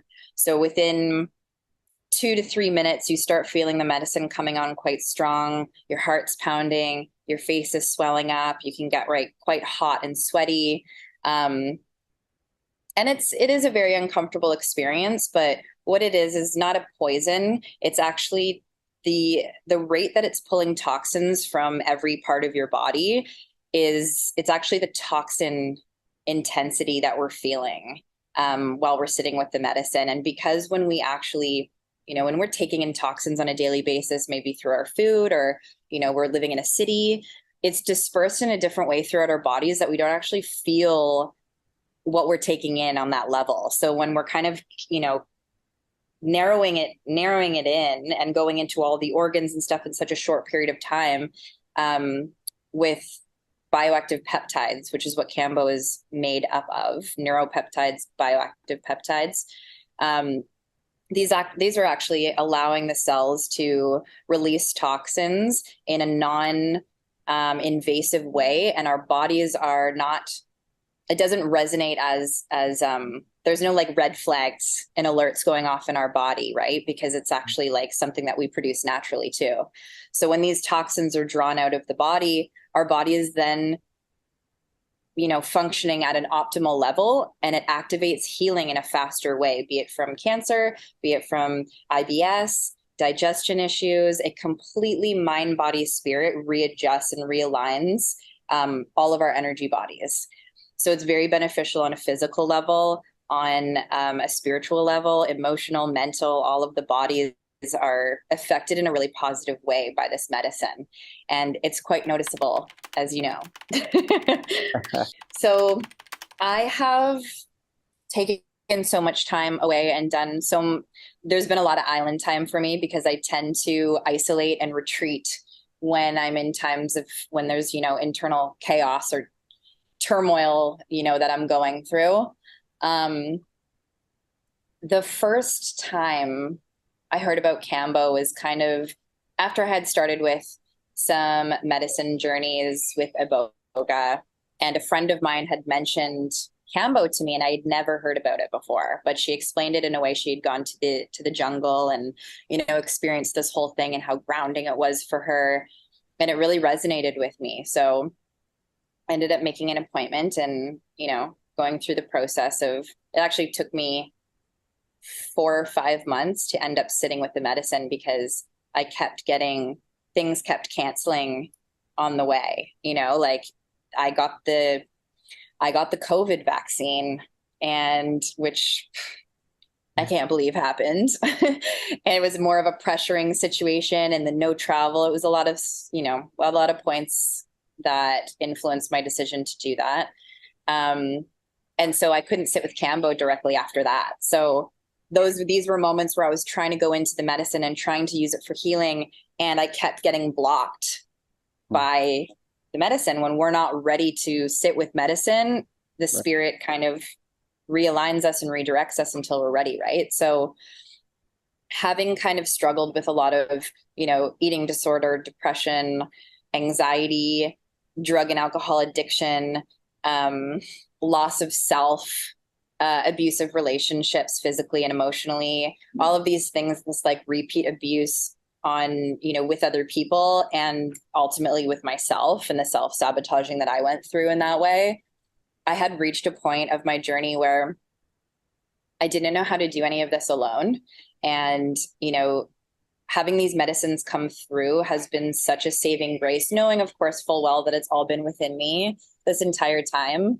Having the guidance and teachings of these medicines from nature and from earth and the plants and the animals has been the most profound experience for me personally, because it's allowed me to just take the cover off of my head, my eyes for a little while, and be able to see a little bit more clearly, to understand what was beneath all of it. Like sometimes we can't see through the fog, right?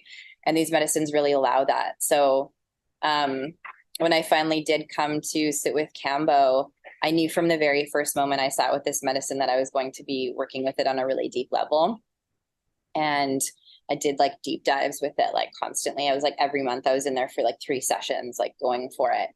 I did a series of Warriors initiations, which are 3 treatments in 1 day, which is the most intense form you can do. And I sat with that. I did that a couple of times, and then I received the call to serve the medicine. So during those times of going in and out of all of these things, this was probably like a 3-year period where I was going like super heavy into, October June, October, February, and June were kind of like the 3 times each year that I was going deep into these medicines, and I would be taking so much time off in my integration to do this. Meanwhile, having a job, meanwhile, being in a relationship and trying to be social and, somewhat be normal in this, while going through spiritual upgrades and mental breakdowns and all of these types of things also. So the island time was very challenging for me, living in a world where people were watching, and where people were maybe judging how I was operating and how much time I was taking for myself and how healthy or not healthy that was. And that was from family, that was from friends, that was from boyfriends, that was from everybody, And so I always had a lot of shame and guilt surrounding my island time, surrounding my time off, surrounding my isolation time, because, where I felt that I spiritually needed to take a break and take time away from all of the hustle and the energies that were happening outside of myself to just integrate and experience the truth of who I am. There was like a lot of external pieces that were coming into that too, right? So it's been an interesting journey in that way.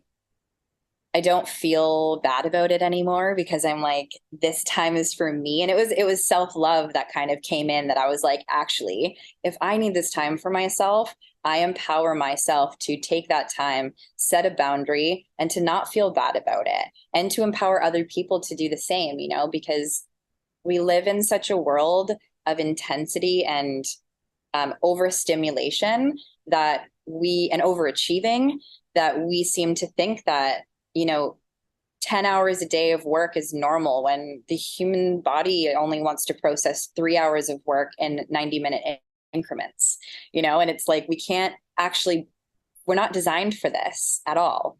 We're not designed to eat this way. We're not designed to feel this way, all of these things. So I think by honoring, this, maybe not so much as like the caveman aspect, but honoring where we come from and who we truly are. We haven't evolved that much since humans have been on the planet. It seems that we have that way, but in terms of like our actual biology, we still need to be in operation the way that we were, and we're not. It's just like every year, it's crazy, right?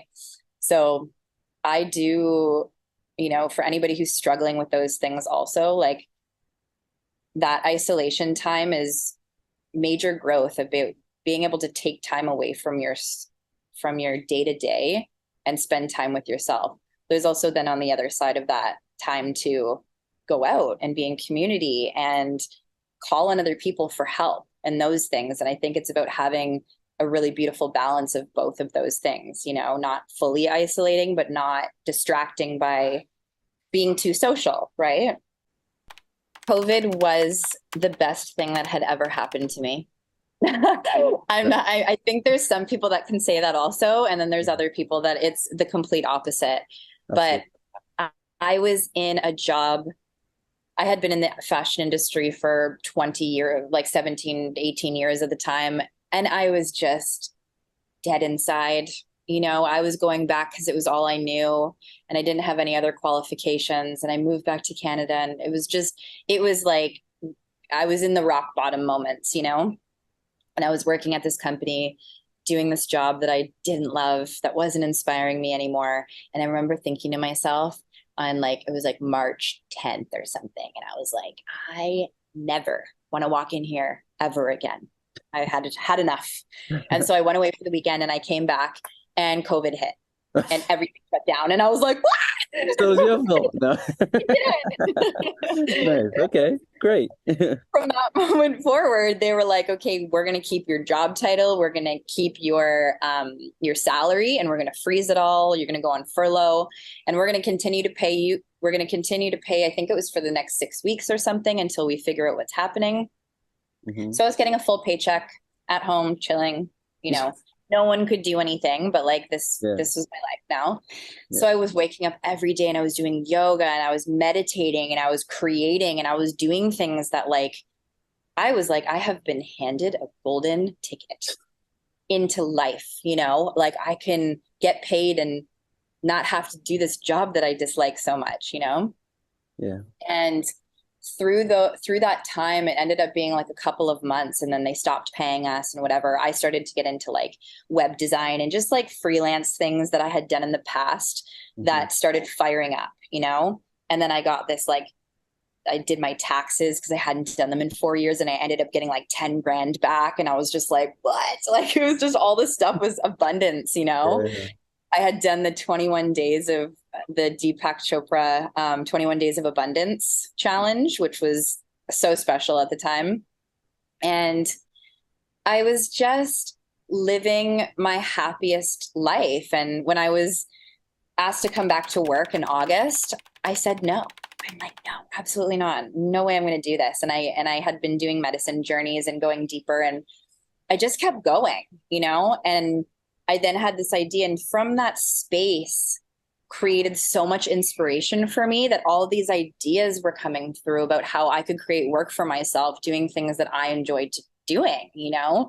How can I create a vintage business? And, you know, that's when my custom kimonos started coming forward, and I met Jay, my ex, and it's this beautiful, flourishing, plentiful time of inspiration and love and creation. You can find me at, I have 3 accounts on Instagram. 3 is a very good number. I know that. Yeah, right? I think so. So I have my personal one. I have my melt kimonos, which is my creations, my creative work, and I have my Cambo. I have some websites happening also, which are kind of like being revised, but I am Steph_Wild. I am Inner Warrior _Cambo, or I am Melt __ Studios.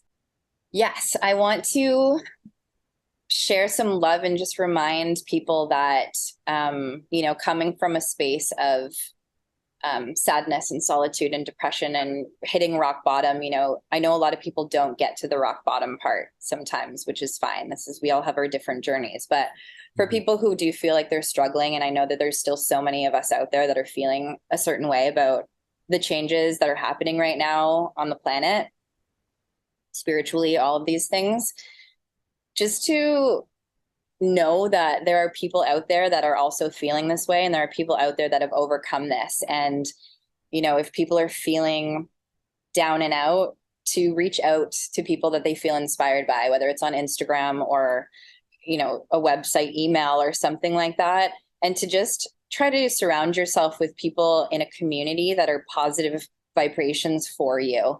If you're hanging out with people that don't inspire you, that you don't love, you know, that don't bring you into a space of creation and make you feel good about yourself, who are not in alignment with what you value in life or where you want to go, that it's okay to transition.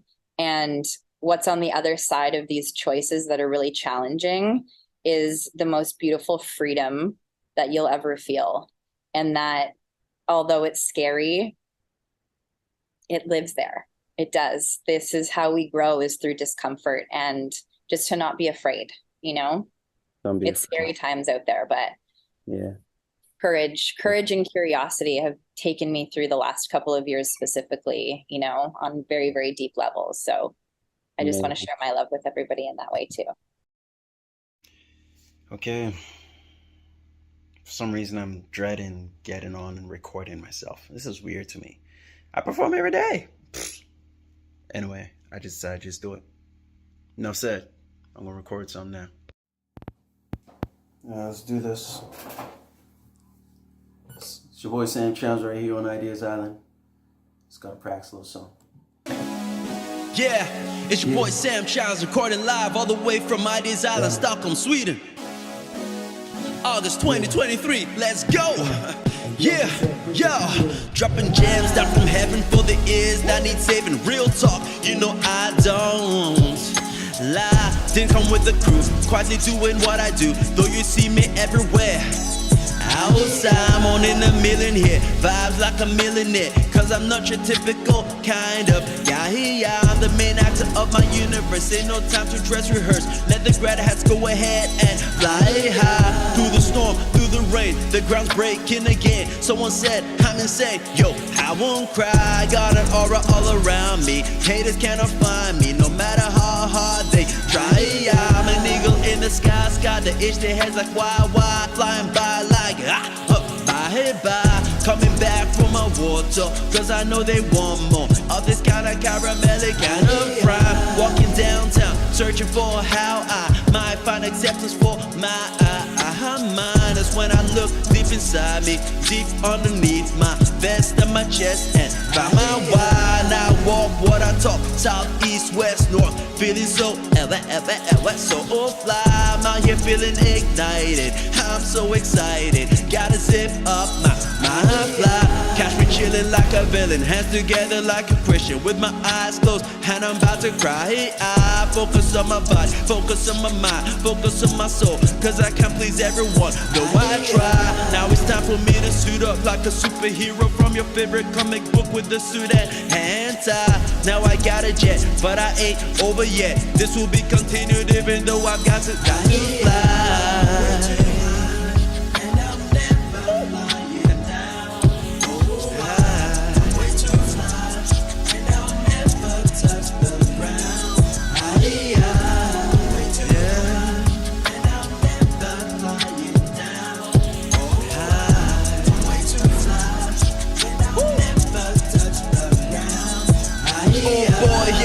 Again, riding on that train again, trading my thoughts all day like Cantish told me keep your head up, you're a solo artist, don't you ever give up, right?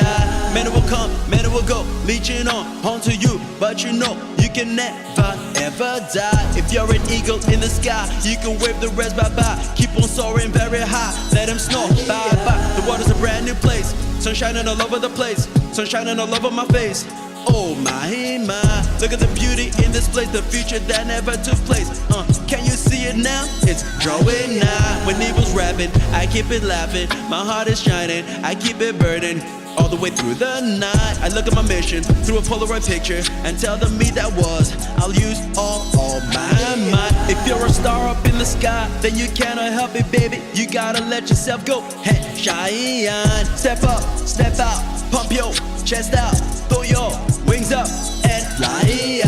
Get the call from coast to coast to raise a glass and toast the vibe way up to the sky. And senses lifting me now, paving the way now, all of the way now across space and time. I've come from where I've come from, my day has just come now. I will not let you down. I will ride through the storm like a top surfer, y'all. Silhouettes kissed by the sunshine. I look at my reflection, the vibe is infectious.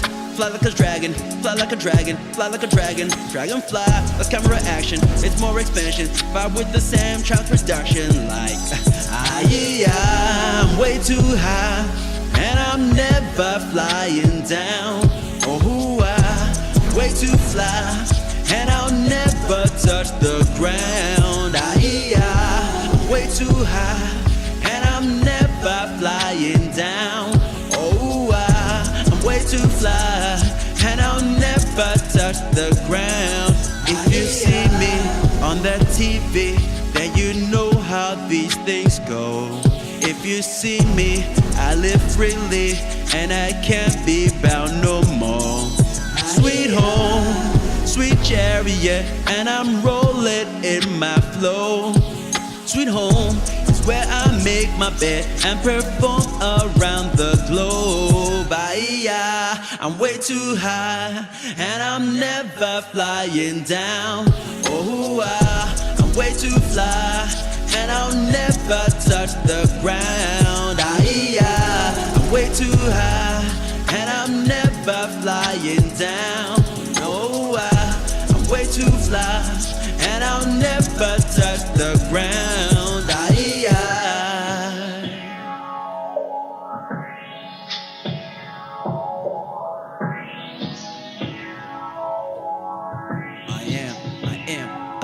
I am here, I am now, I am rich, I am power, I am woe, I am wow, I am everything now, I am all I can be, all that's inside of me, all I live in victory, rewriting history, that's sporadic history. It's your boy Sam Chimes saying to the future in front of me now, I'll be the best I can be, get the stress off my chest, I make it history.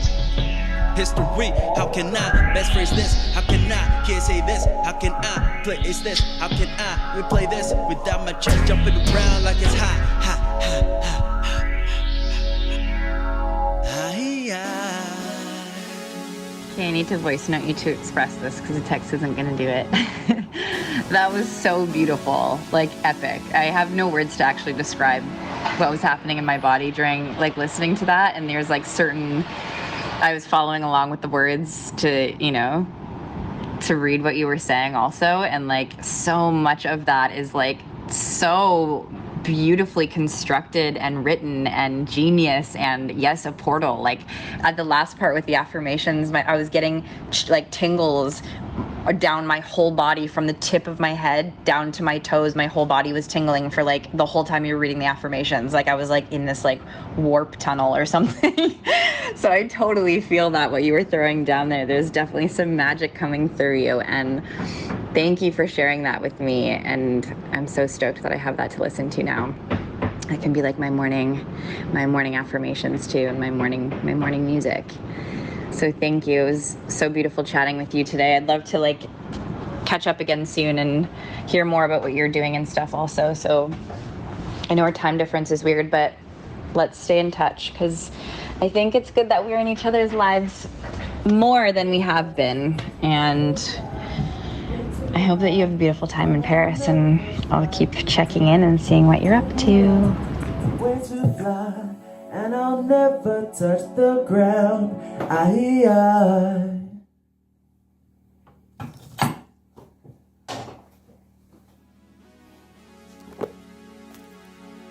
Ideas Island. I believe that's it. That's it. And then it's just me playing. Thank you. Capture a little bit of B-roll. I should put the thing up there. Let's get a little bit here.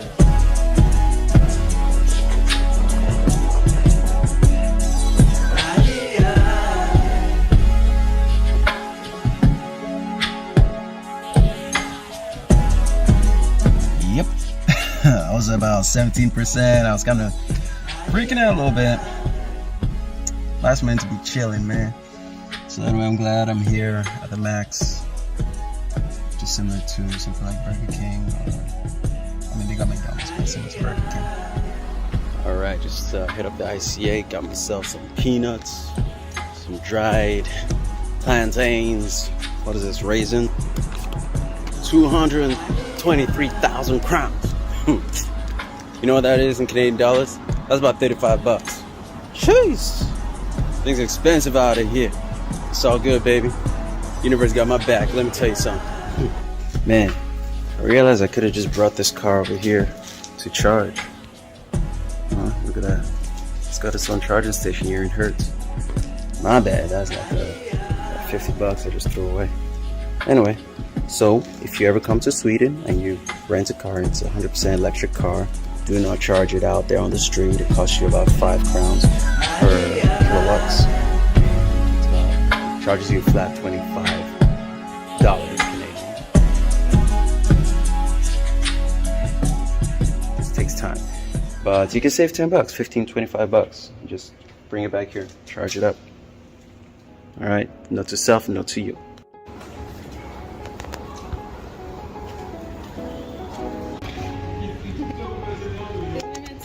So many nice people. Come on.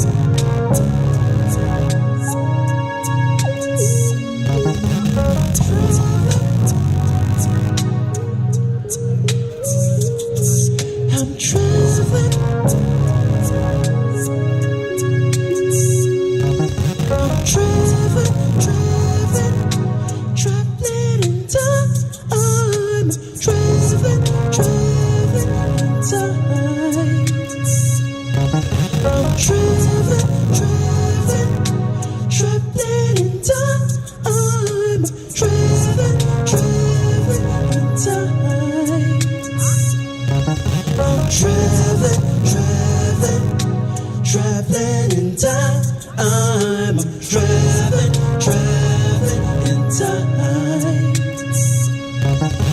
Traveling, traveling, traveling in time. I'm traveling, traveling in time. Traveling, traveling, traveling in time. I'm traveling, traveling in time. Mellow travels where I wanna go. Mellow travels where I wanna be.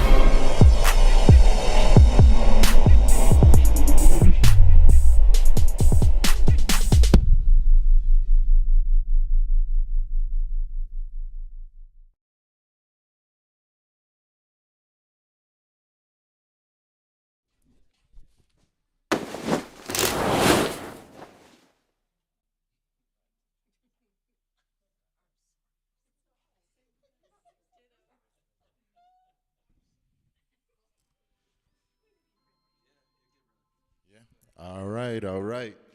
Let's put our hands together. Hopefully y'all are feeling inspired. I know I am. You know what I mean?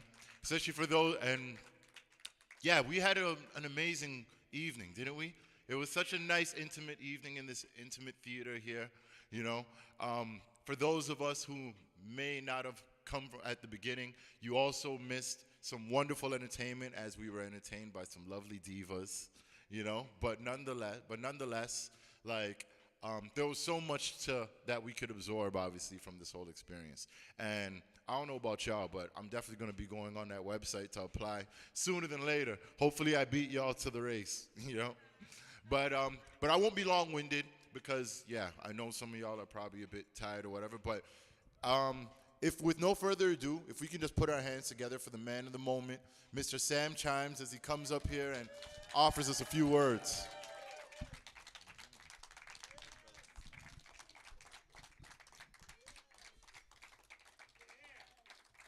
Well,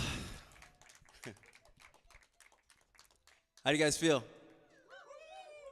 I know you feel woo in your spirit. I know your body's also tired. I'll be respectful of that. I just want to thank you guys for, you know, spending this time with me and, you know, listen to the documentary. I won't be long. Would you be interested in come to see another showcase? Like this was my first documentary, all right? So, you know, the next one will be about an hour. Okay, so I've got something that I do, which is with Superphone. So I just want to give this to you right now. If you have your phone, just text a number just real quick. And I'll give you a moment to pull your phones out. And through this number, you guys may already be on it, I don't know, but you can still do it, yeah. But through this number, I will send you a message next time that we got a production like this going on. But you send, sorry, I'll give you the number first. 604 229 6269. 604 229 6269. And send hashtag Ideas Island. All one word. Hashtag Ideas Island. All right? And you should get an automated message back. It is me. Don't worry. I am my own marketing company. And yeah, next time we have this, I'll shoot you a message, let you know about it, and I hope you come out. And my goal is to keep building this. And I want to take over that bigger theater. And so, next time I invite some more people, I want to do that. All right. Was I missing anything? I think I got what I wanted to say. Yeah. All right. Thank you so very much. And I'll let Mr. Dwight the Knight say goodnight to you. All right. That was wonderful. Let's give him one more round of applause.